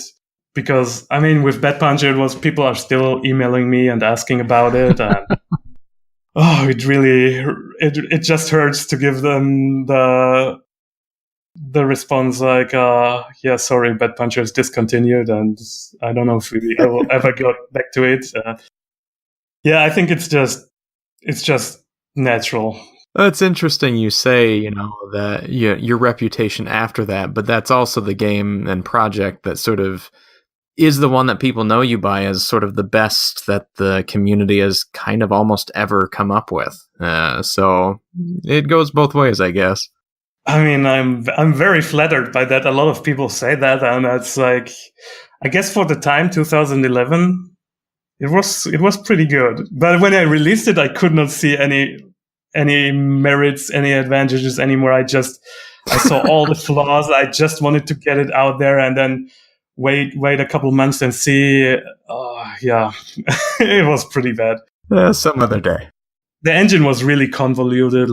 I just couldn't work with it anymore. To design a new level, it took days, weeks, and I know with this project I advanced so much. I now have back then after Bad Puncher demo, I was now you finally got a good grasp on the NES and you know how to lay out a project that the code base doesn't get in your way later on. And with the demo code base, it was just too much to handle for me. Interesting. Yeah, I think when people normally talk about the best that the NES homebrew scene has seen, it's usually Battle Kid and Super Bat Puncher. Usually those are the two that come up most often, I'd say. So I wouldn't say that people are disappointed in any way. Only that there's not going to be a full version release because they want more of it. Yeah, that's the least of evils, I guess, is that people want more, not less. Yeah, exactly. I remember it is because of Super Bad Puncher actually that I jump into NES Dev. It was in 2011 you released it. And at that time, I received my old NES at home that my parents gave me back. And I was checking online what's up, if there is something new, and I see that hacks was existing, and then a scene. And a few months after come Super Bad Puncher, and I was like, wow, the gameplay, the graphics are so good, and music also. And I say, okay, it is possible to do something. Let's check how to do it. And then after a few years, I moved to Berlin and we meet. So actually, your game pushed me to learn that and to make NES game. So it's good. Huh. Was it intimidating when you went to meet him? No, actually, I wrote you before. I remember before I come to Berlin, I was writing you. Oh, can you give me some tips? What stuff I need to learn and stuff? And you show me Nerdy Nights and. Oh my god, that punk! But honestly, kudos. I mean, not everybody can make an actual NES game, so that's what you get going through. But when I looked at the source code for the first time, it is horrible. Whoa! This guy, I need to. So and after I contact you when I arrived to Berlin to say, hey, I don't know if you remember me. I'm living near. We can meet and let's play something, speak about NES, and you come to my place, we eat and we talk about NES, and then you saw my code, you laugh, and then after we continue to meet. And, it was pretty easy. And that's one of the great things about the hobby is pretty much everybody's just so accessible. Like the greats to the just starting outs, like it's everybody just kind of is helping each other out. Yeah, and now with all the NESDEF compo and that stuff going down, I mean, there's a lot to be hyped for.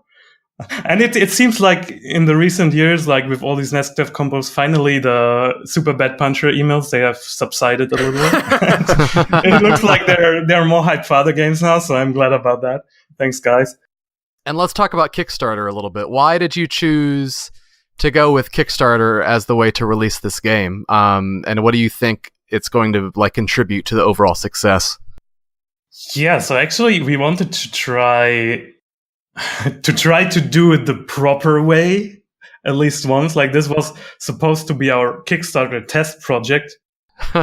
Yeah. And we're kind of regretting it now, but now we're so far in, we can't go back. What do you mean? Oh my god. So I mean, to make the Kickstarter, we saw before it was like Lizard to make Kickstarter and Blue Talk with Twin Dragons and Super Russian Roulette. So we are thinking, okay, so I mean, to produce a game and to get the box manual and enough amount, so we need to pass also through Kickstarter. But because we were afraid to get some problem with the tax and all the things, sorry, it is in Germany problematic. Yeah. We need to register Morphcat game as some kind of enterprise, but small. And we start to be lost in the labyrinth of administration paper stuff for 8 months. It was a nightmare. Wow.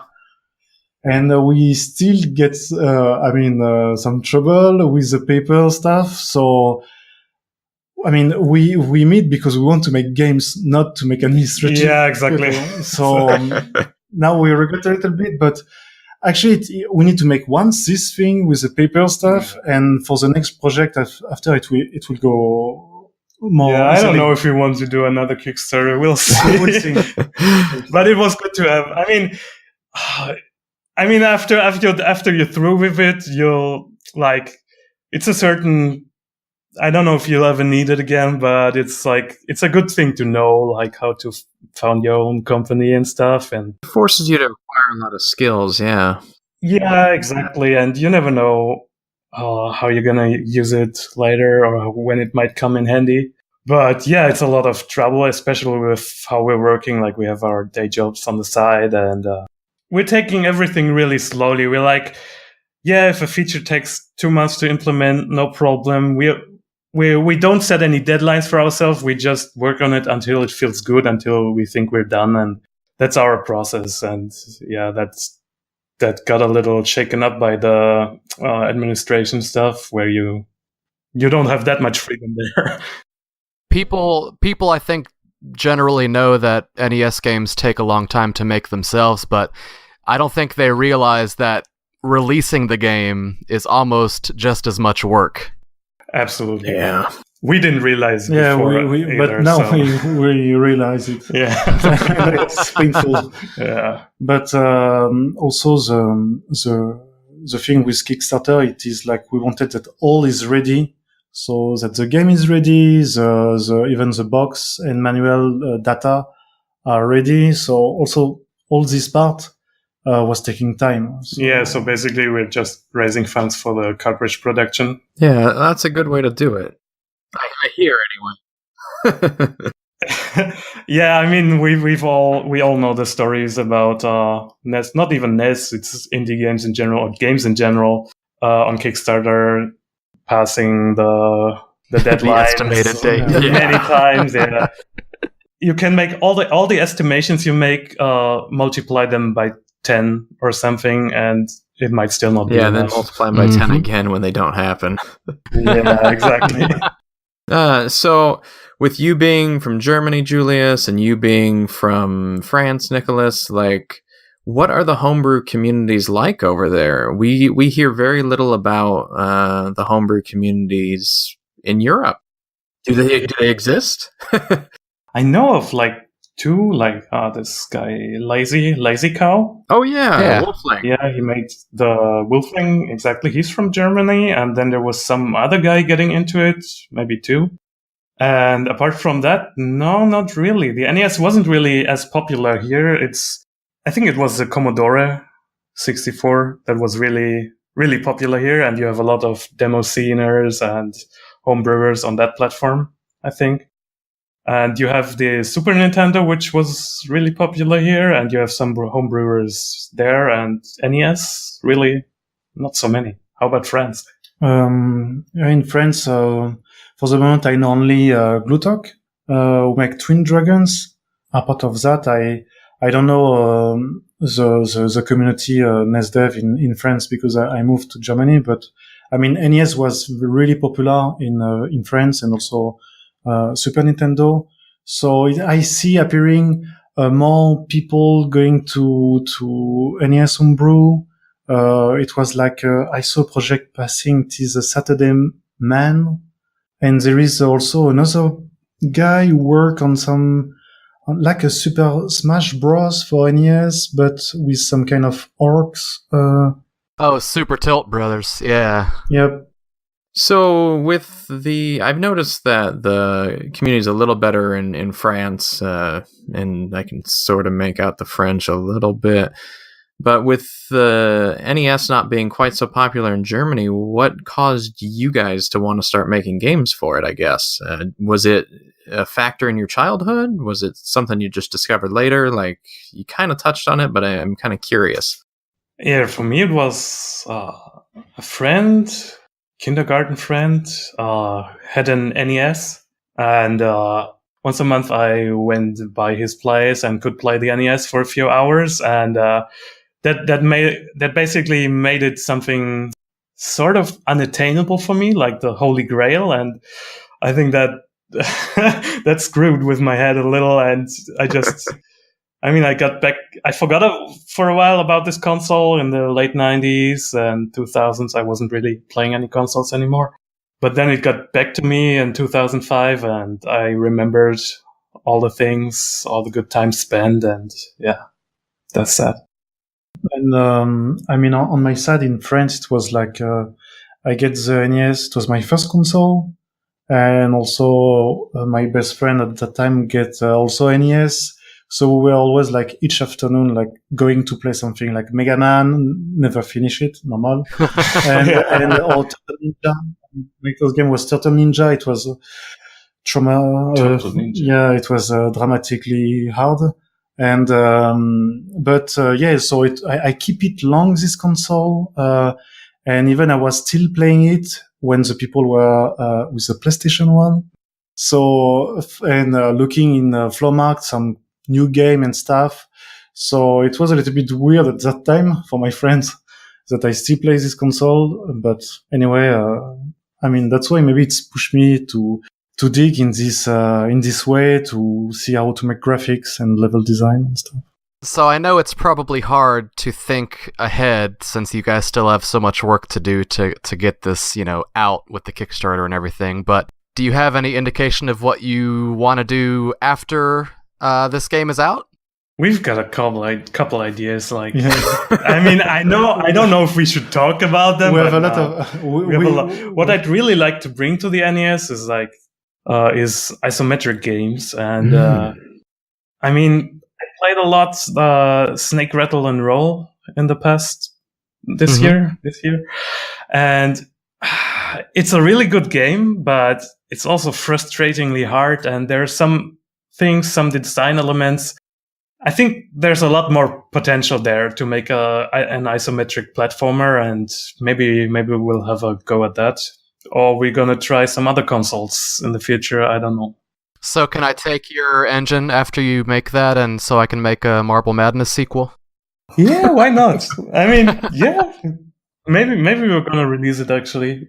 That's the cool thing with an isometric engine. You can do so much stuff with it. Today we were playing on the Super Nintendo Kirby's Dream Course, that golf game, which is also isometric. And yeah, I mean, there's a lot to do there. But honestly, the color limitations of the NES making an isometric game that looks good is quite a challenge. It is possible. Yeah, I know. You have got some ideas. I'm curious to see. Yeah.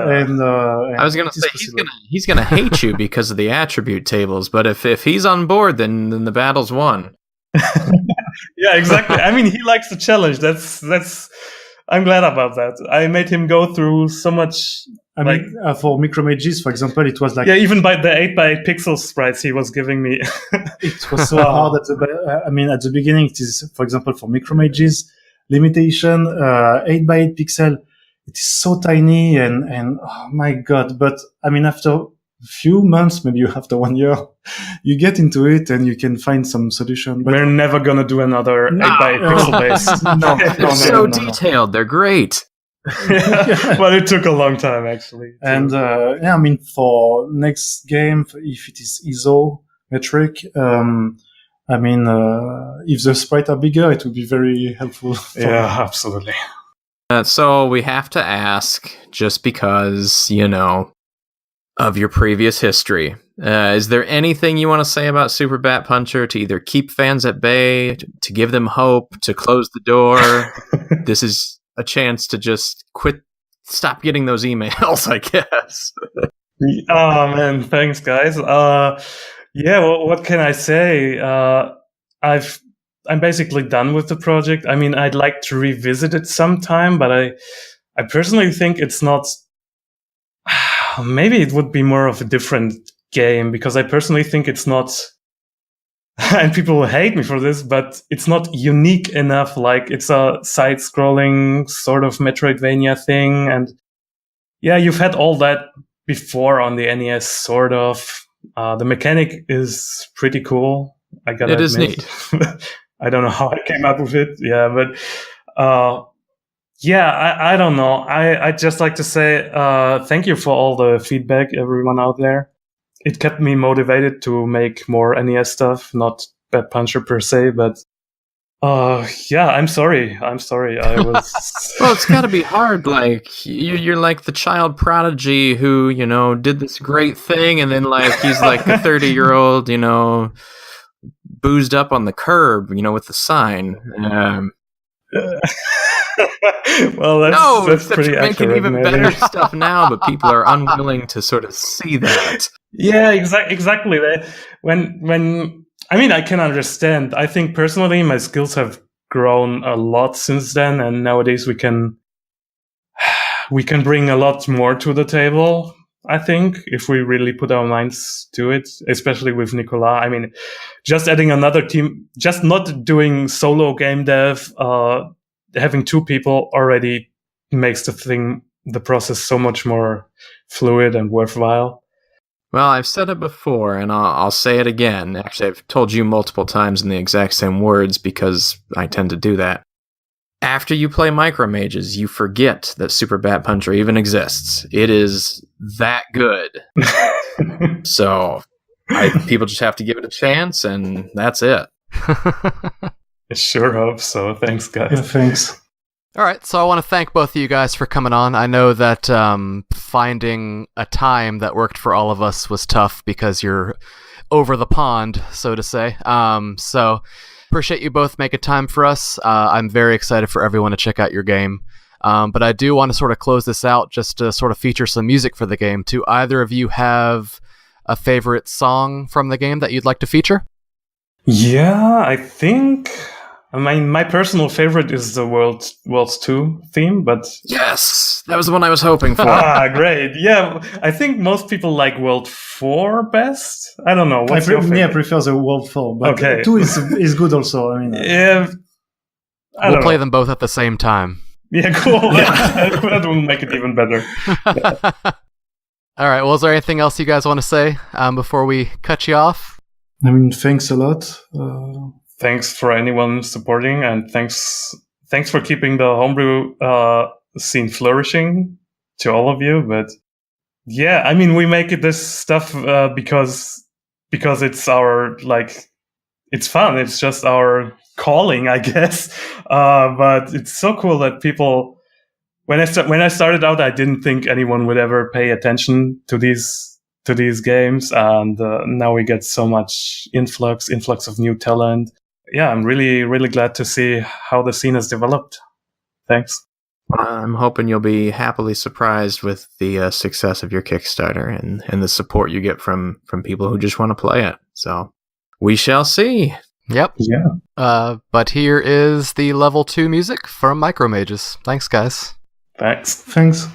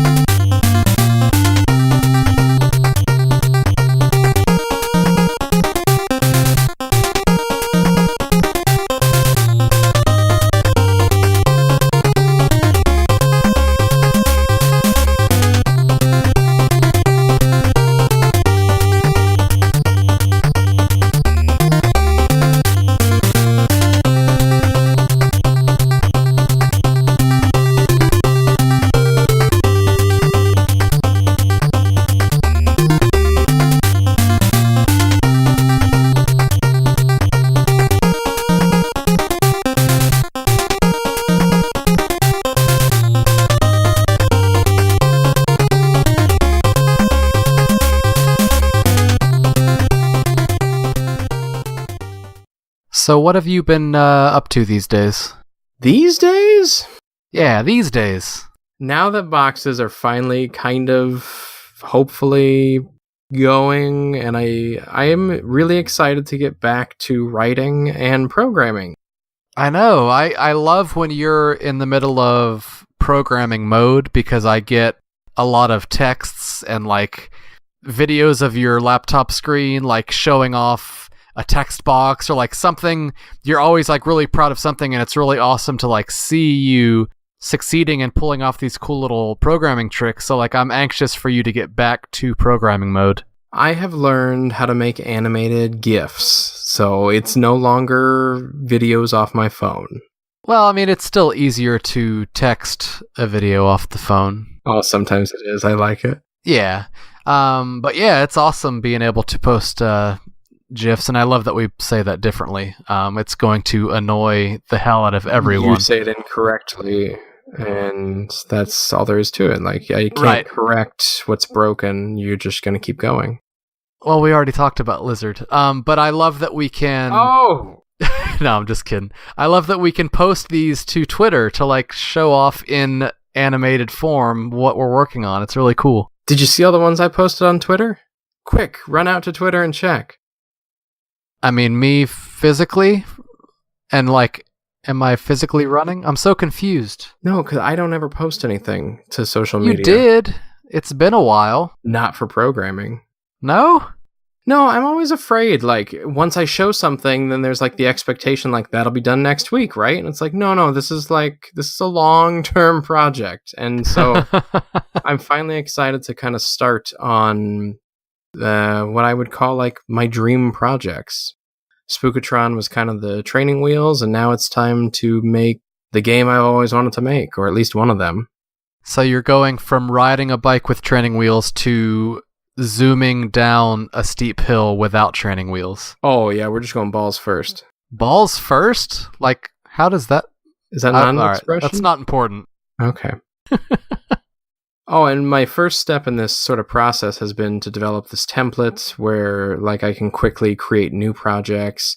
But I've also started to modularize, I don't know if that's a real word or not, but turn a lot of my old engines into these modular pieces that I can actually plug together and build stuff out of them. So, like, I don't have to redo text boxes every single time I go to start a new project, or even more complex things like my achievements screen and whatnot. Like, they're all these little things that I can just comment in or out, and then, like, it builds these programs out of it, which a lot of people have said, like, you can't really reuse stuff on the NES. And so it's been kind of a small personal victory to go, yeah, I can.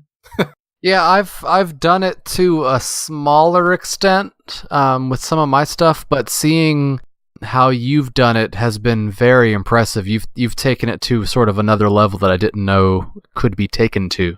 I didn't either. It just kind of occurred to me one day, and it was like, hey, I wonder if we could do that. And the answer is yes.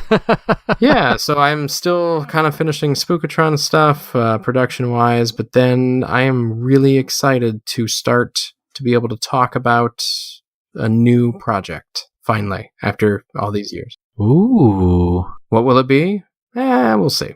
Ooh, is it that thing that you would never tell me what the abbreviation stood for? SLR? Yes. No. What does that stand for? I will never tell you. Man, this is like the ending to Twin Peaks. I will go on forever wondering what the hell it means. Yes. What have you been up to? Well, Beau, if you follow me on Twitter, you would know what I've been up to, because I, unlike you, post what's going on in my programming life. I think I saw some, like, old things from CNN, maybe? Oh, that's what I'm striving for, man. So I'm working on porting the board game Risk to the NES, and as you just briefly alluded to, I'm trying to sort of make it look like an old news broadcast of some sort, with a ticker going across the screen, sort of detailing what's going on in the game. It's gonna be cool, and I've been making really good progress. It's been fun learning new things about the system, because you work on games for a while and you're sort of doing the same things and using the same tricks, but you never need to know how individual pixels are written in the graphics files. Like, when you're manipulating them in real time, you have to figure that stuff out. So it's been fun learning more about the system that I've been coding to for damn near a decade now. So it's been a lot of fun doing that. It's coming together really fast. In addition to that, I still have graphics coming in for my Larry sequel. Haven't started coding it yet, but seeing the graphics, seeing them all together, it's very inspiring. So I'm anxious to get to work on that, because the story that I wrote for the Larry sequel, it's special to me, and I think that it's I don't know, I think I have something to say. When you think of Leisure Suit Larry, you maybe don't give a lot of credence to it having any heart. What? But Larry is a lovable guy, and we're going to sort of explore some of what I consider in my Leisure Suit Larry, imaginary world. We're going to explore some of his motivations, so it's going to be fun. Motivations. Yeah. Curious. Is he a serial killer? He's not a serial killer, at least not in my version. All right, well, that's good. I'll play this game then. I don't want that to be ruined. Yeah, but other than that, I've been playing a lot of games, man. Like, I haven't played a lot of NES in my adult life. When I get together with research, it is for you. You use that as a great excuse when you sit around and play RPGs all day long, and you say, "Hey, wife, I'm doing this for research," and maybe she buys it, maybe she doesn't. But yeah, I've been playing a lot of NES. It's been a lot of fun. I'm trying to focus on a lot of the homebrews and unreleased stuff that didn't come out in the States. So it's been fun sort of exploring the games that I haven't been super familiar with. Oh man, research is the only reason I play platformers, but that's all. The reason for the season. Mm-hmm. So what else has been going on in the community? Oh man, it seems like something new every day now.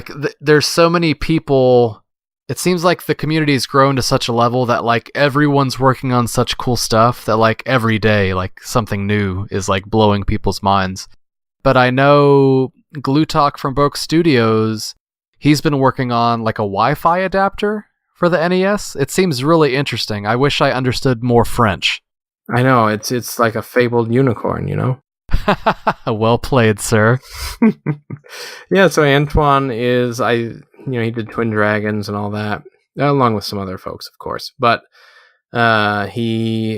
it looks like he might end up being the first that kind of gets this going at more than just an individual effort, something that the community can really benefit from, and we can start to build games that we can play across the internet, yet on the NES. I'm very excited. Yeah, it feels like the 60s when everyone's rushing to build a rocket that can fly to the moon. Everyone's trying to come up with this way to get the NES working on the internet. I know that me and my people, I'll put that in quotation marks, we've been trying for so long and just haven't sort of hit that breakthrough moment yet. So we're all cheering for each other to sort of cross that threshold and make it happen. It just takes one. I mean, Rachel did it several years ago with the Twitter, the connected NES with the Twitter thing and all that. Yeah. But it wasn't something that, the rest of us have been able to just pick up and turn into games. So I think Antoine's new effort and your guys' effort, if you beat him to the punch, is kind of something that we can use to make games that we can play. That to me is exciting. That's a world I want to live in, where we can play NES games online. And, the jury's still out on whether you can play in-depth, simultaneous online games together. And I think someone did a test recently where, for the longest time we've said that it wasn't possible, but maybe we were wrong. So it's a good time to be alive. Well, that's what it took. The community saying, hey, this is what we've done. We can now play games online. And somebody else saying, well, here's how to play them in real time online. And it was like, whoa, okay. None of us thought that was even doable. And now here it is. Yeah, let's all explore this. We get a bunch of minds in the same room. Who knows what we can come up with? But somebody's got to make that first step to kind of get it done. Yeah, it's really, really cool. I think Rob from Sly Dog Studios, isn't he working on a foreign language type puzzle game? Rob has 8 games probably done by the time we air this. Man's a machine. He is. But yeah, Babel Blocks. It's kind of an interesting take on language and some Tower Babel, all that. Where, it's kind of edutainment, which we haven't seen a lot of homebrew edutainment yet. It's also kind of a puzzle game in terms of, deciphering 6 different languages that you probably only know one of. Or hopefully more than one, but probably just one. Now, I feel like you might need to educate some people on what edutainment means. Edutainment? No, not Space Shuttle Project. Things like Math Blaster, it was a game in quotes, but really you were solving math problems. Or, I don't want to say the Oregon Trail was edutainment because it was just so fun. It's a game designed to teach you something, right? Yeah, and usually it's more... It generally doesn't apply to the fun ones, things like Oregon Trail or Warren Robinette have after Adventure. He had some sort of robot building, you build circuits more or less and get robots to work. See, to me that sounds interesting. It's way more interesting than typing tutor, where you're just typing words and learning. Isn't there a Mario typing game? There is. I bought that thing at Goodwill. My wife still credits the reason she can type to typing tutors. So I guess there was something in there. There you go. For people, but edutainment. Rob's game is a little more thoughtful than, the sort of the rote edutainment, because, he's not teaching you. You're either guessing or or you can maybe start to decipher how language is constructed and all that. So it's interesting. Oh, let's see what else we got. Tower Defense 1990. I'd say finally shipped, but it's like Eskimo Bob. It's like, it was 4 months really finally. Like, Tower Defense 1990 is now out. It was done by a fellow named Ryan. I forget what his actual handle is online. But Zai did the music. Yeah, he did. It's a tower defense game, which, was not a genre that was really happening back in the late 80s, early 90s. And so it's a fun chance to sort of see how to interpret that genre back into the constraints of the NES with its, so many sprites per scan line, music, real-time stuff, all of that. I think that's one of my favorite parts of being part of this sort of, I feel dirty using the word, but aftermarket sort of time frame for the NES, like seeing genres that sort of came into limelight after the NES's lifespan be brought back and reimagined to work on the system. It's really interesting to me. I'd even use the word fascinating. Ooh, fascinating. Yeah. Speaking of throwbacks, there was also been renewed interest in porting Mega Man 9 to the NES. Oh, that's cool. Is someone really doing that? No, it was met with the usual, you can't do this and here's why. Sadly, I mean, we would all love to see it happen, but when, the greatest minds on NES Dev kind of are like, well, here's why it can't work, it's like, yeah, okay, I can see why it can't work then. I'll just trust in your judgment. But one of these days, somebody is going to find some way to do something comparable, something that it may not be a one-to-one port, but it'll be enough that we're like, yes, this is Mega Man 9 on the NES. We'll take it. I mean, because they didn't even obey the attribute table, not the attribute tables, but they didn't even obey the tile constraints to the best of my knowledge. And so, yeah. I've tried demaking some things that are not 16 by 16, pixels in terms of size for the blocks. And it's this is really difficult. You have to make a lot of choices about what you're going to cut and what you're going to not. But it's kind of nice to still see interest in that endeavor. And one of these days, somebody will get around to something.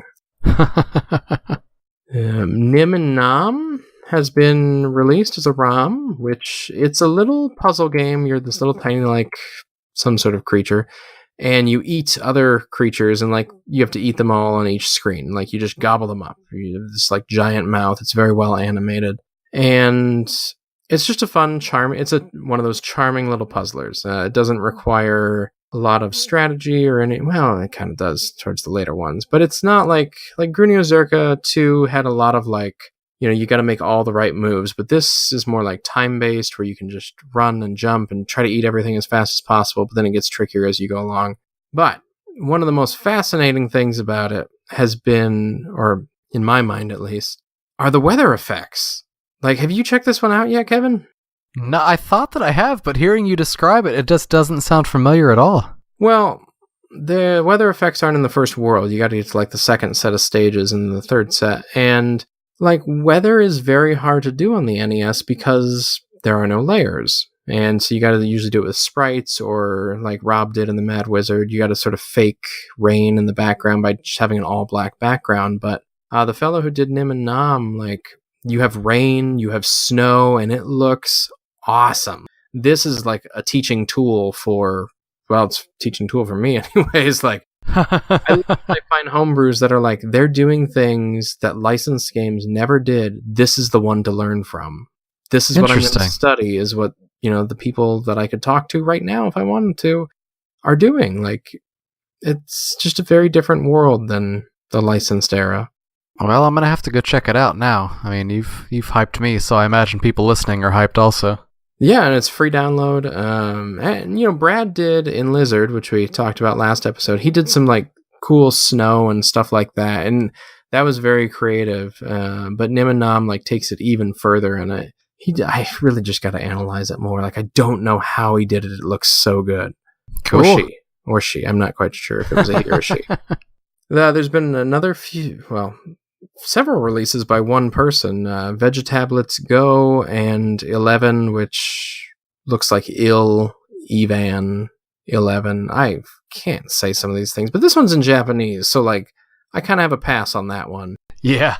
And they've been limited releases. They've been going for like 3 or 4 months now, where he'll release like 10 copies on a Sunday morning at like 10 o'clock in the US. And they sell out the first one sold out within like 30 seconds. And I was like, well, okay, maybe next time. And they keep putting out more. And so that's been nice. It wasn't one of these, super limited, hope you were listening things. And so they keep making more, but Vegetablets Go and 11, they're both Famicom and NES versions, which is sort of interesting. And you don't see a lot of Japanese homebrewers, which is awesome. Like, I got the package in the mail and it was just like, this is great. I can finally play this. And like popped it in and checked it out, and it wasn't too bad. And yeah, it's just interesting. We don't get a lot from Japan. Hopefully we get more. Do we have time for one more? Oh yeah, I really wanted to talk about, you sent me a message with a link, and I knew nothing about this. It was like a blind link, and I'm glad that I Palamedes? wasn't. That's what I was about to say. I'm glad that I was not met with something on the other end of my computer screen that I did not want to see after clicking this link so blindly. I'm going to send you blind links all the time now. But there, and I don't think that it even has a title yet, but someone by the username I am Error on NestDev, they're creating this like real-time strategy game with like robots and scrolling. Like, it has like a heads-up display. It's like really, really elaborate. We call them mechs where I come from. Oh. Like Warhammer or... Mech Warrior. Yeah, Mech Warrior. Thanks. That one. Yeah. But yeah, it's turn-based, which, we have a lot of turn-based games on the NES, especially on the Famicom, but this one is isometric, and he went for like a kind of a reduced color palette. Almost, it's not quite Game Boy-esque in terms of that. It's more like greens and blacks, but yeah, it allows you to get around a lot of the attribute restrictions and make a game that looks very visually pleasing, unlike things like Snake, Rattle, and Roll. Yeah, and it seems very big. What a lot of NES games, they sort of, when the screen scrolls, it immediately if an enemy walks off screen, it immediately like forgets about that enemy. But like this game on the, I don't know, game map, for lack of a better word, it keeps track of like all the mechs and like their relation to you, and you have to like sort of attack them, and they're coming after you. It seems really involved. It's starting to almost feel like XCOM as it comes together, but not quite. That's still really impressive for an NES game. I hate when people say that. It's impressive for any game, Kevin. It's wonderful. Yes. I always like, too, when people jump into the forums and they're like, hey, this is my first post. Here's like a great game that's going to push the limits of the system even further. And it's like, oh, okay, I need to give up. Well, there's some talented people out there, and we're lucky to have them. We really are. It just makes for better and better games, as we've seen the last couple of episodes. Well, what else? There's always lots going on in the homebrew community, but one of the most exciting things has been some of the Kickstarters over the years. They're usually for larger projects. They bring a lot of excitement and just it's kind of newness to the community and a breath of fresh air. And we are going to talk with Chris Cacciatore, who is doing Nebs and Debs, which scored second place in 2 years ago's NestDev competition. And so Chris is also famous for doing the Spookatron art, and thank you so much for that, Chris. So famous. You're welcome. Yeah, and he's done various things around the community over the years, but he can also program, which to me, like, I had no clue you could actually do that when we started talking about art and such. Oh, I take that as a compliment. you couldn't tell. No, like, your art was just so good. I was like, well, this is his thing. He must just do only this, and this is what he has dedicated his life to, not full programming wonderfulness. Well, thanks. Yeah, programming's my day job, so I I try to avoid it when I'm doing hobbies and stuff, but it was unavoidable. Actually, worlds are colliding. Exactly. Yeah. So you've got this exciting new game called Nebs and Debs. Tell us a bit about kind of the gameplay with it. So Nebs and Debs, it's a NROM 256 game. So it's running on the same type of cartridge that the original Super Mario Brothers ran on. It's a platformer. There's going to be 12 levels. It's supposed to be fast action. It's supposed to be something hopefully Beau likes. It's not an RPG, though. Yeah, that's the hard part, yeah. I think that was sarcasm, Kevin. I see. And it's hopefully I'm trying to get my first game done for the NES. That's the big goal. Complete a project, and then I can do other things too. Well, that's great, man. I mean, it's been going for, it looks like, almost a week at this point, and it's almost doubled your initial goal. Is that right? Yes. Yeah, we've almost doubled it. I was blown away by the response. I was getting emotional. Yeah. Oh, that's always good. Yeah, it's. I couldn't believe it. Yeah. So you scored second. 2 years ago, the NESDev competition had two amazing-looking platformers, Twin Dragons, which has since gone on to be kickstarted and released, and then Nebs and Debs, your game. Like, you scored second, but they were both such solid entries. How has sort of the current project changed from what was entered back then? Well, there's a number of technical things I had to do. Like with the demo, a number of objects everything was a sprite, pretty much. The crystals which you collect, all the enemies, of course, and that couldn't fly with the final version, the version that's being kickstarted right now. I had to have like destroyable backgrounds. That was probably the biggest change. But in order to not have like major flicker and to have like gameplay that people would assume for the NES, a number of big changes with the engine had to happen.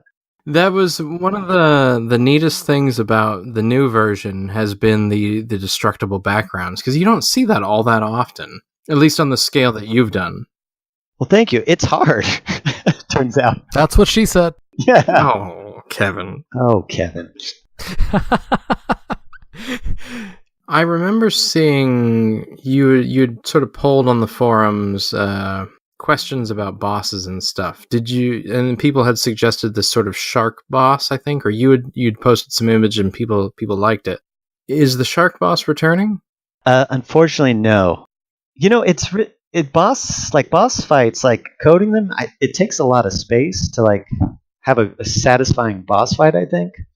And I don't have a lot of space. So I don't know. I don't think the Bowser fights in Super Mario Brothers was very satisfying personally. So have you done something a little different with your game then? Yes. So all the boss stages in Nebs and Debs, it's kind of part auto-scroller, part race, part normal level, yeah. So there'll be a special drone called an LO2 drone, which has one of your ship parts. And so you need to race them, keep them on the screen, because if they reach the end of the screen, then you lose a life. So you got to track them down. Can you talk about some of the different tiers that you're offering for your Kickstarter campaign? So we've got at the very bottom, we've got the ROM only level. So if you don't have your NES or you don't have a lot of space, you can pick up the ROM for $10. Then we also have the cartridge only at the 35 level, and that's the gray regular cartridge. Then we also have the case and box at 45, and the deluxe at 55, and that is like the case and box, except you get a clear cartridge, and then also a poster, which is a Kickstarter exclusive. And then the final tier is the I think I call it the thank you reward level, where it's all the above, and then or of the deluxe, and then you'll be thanked in the manual. What's most exciting to me is you, as well as your campaign's doing, you don't have any outrageous tiers. And I think that too many projects try to, I don't know if it's out of fear that they're not going to reach their goal with the lower price, normal sort of price tiers, but it just seems like a lot of these projects just put these outrageous tiers in there, and I don't see the point in them. So I'm glad that you're not going that route. Oh, thanks. I think it was my engineer kicking in then, my engineering instincts. I was like, I want to keep things simple, only want a few tiers. Yeah. But I really need that $50 tote bag. Do you? That's what makes my world go round. That's what I go get my organic groceries in and such. I noticed that the estimated delivery on this project is December 2018, so the game must be pretty close to being completed. Yes, 11 of the 12 levels are, I wouldn't say done, but they're in playtesting right now, so they'll probably be tweaked and iterated upon a little bit. But I made sure to wait until I was pretty reasonable that I could deliver in a short period of time. The original Nebs and Debs version, you kind of did all yourself, correct? And then this version has a lot more people like part of the project, right? It does. For the NestDev compo, it was me doing the art and the programming, and then Cooler was cool enough to do music and sound effects for the demo version. So it was us two for that, but now we've added some more awesome people. We've got Anders, who's doing the pixel art now, and then Kayla doing the illustrations, which you see on the box cover and in the manual, and then Heather, who's doing all the the layout for the manual and the box, all that stuff. It's just crazy to me that as talented as you are with art, you have somebody else doing your art. It's just nuts. Explain. I have to know. So yeah, after we placed second, I soon realized for all the things I wanted to do, I didn't have time. And I figured it'd be easier to find an artist than it would be to find a programmer to program the 6502. Yeah. Yeah, that kind of makes sense. Interesting. And how's that process been like, being on the other side of the table? It's been fun. It's really neat working. Like I really lucked out with all these people. They're just like their connections I made on Twitter, or it was a cold email. I said, "Hey, do you want to be involved with this project? I'm some weird guy making an NES game," and they said yes. I give them these loose specifications, like this is kind of what I'm looking for, and then they come back, and then every time I'm blown away. It's nuts.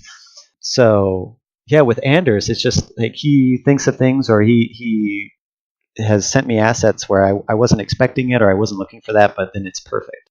What is this I see about the soundtrack being written for Super Nintendo? Can you elaborate on what's going on with that? Oh yeah, so for the stretch goal, we're going to be doing Kulor. I don't know if it's his specialty. I'll call it his specialty, where he does what's called an enhanced soundtrack. So he'll take the original soundtrack for the NES, and then he'll pick one or more tracks, and then rearrange it and have it played on more sophisticated hardware, like the SNES. Okay.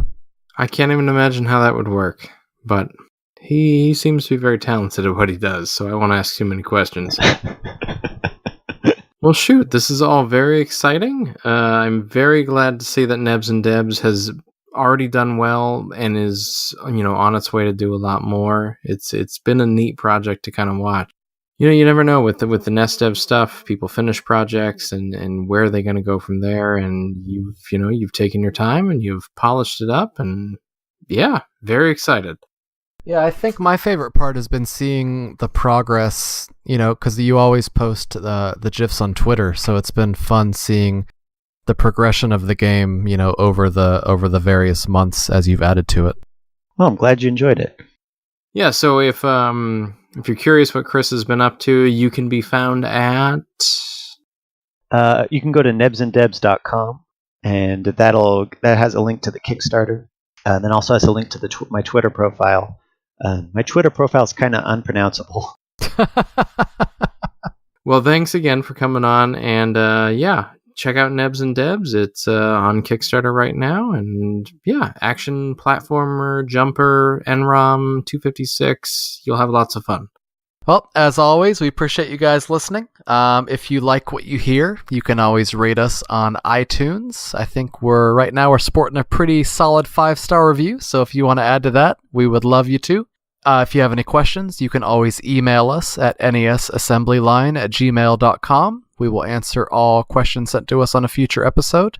If you want to support us, we have a Patreon at patreon.com/nesassemblyline. If you would like to follow us on Twitter to keep up with what we're working on, and we're also pretty good at sharing what else is going on in the NES community, but you can find me at A Ton of Glaciers, and you can find Beau at Soul Goose. And we are going to close with some music from Nebs and Debs. Thanks for listening.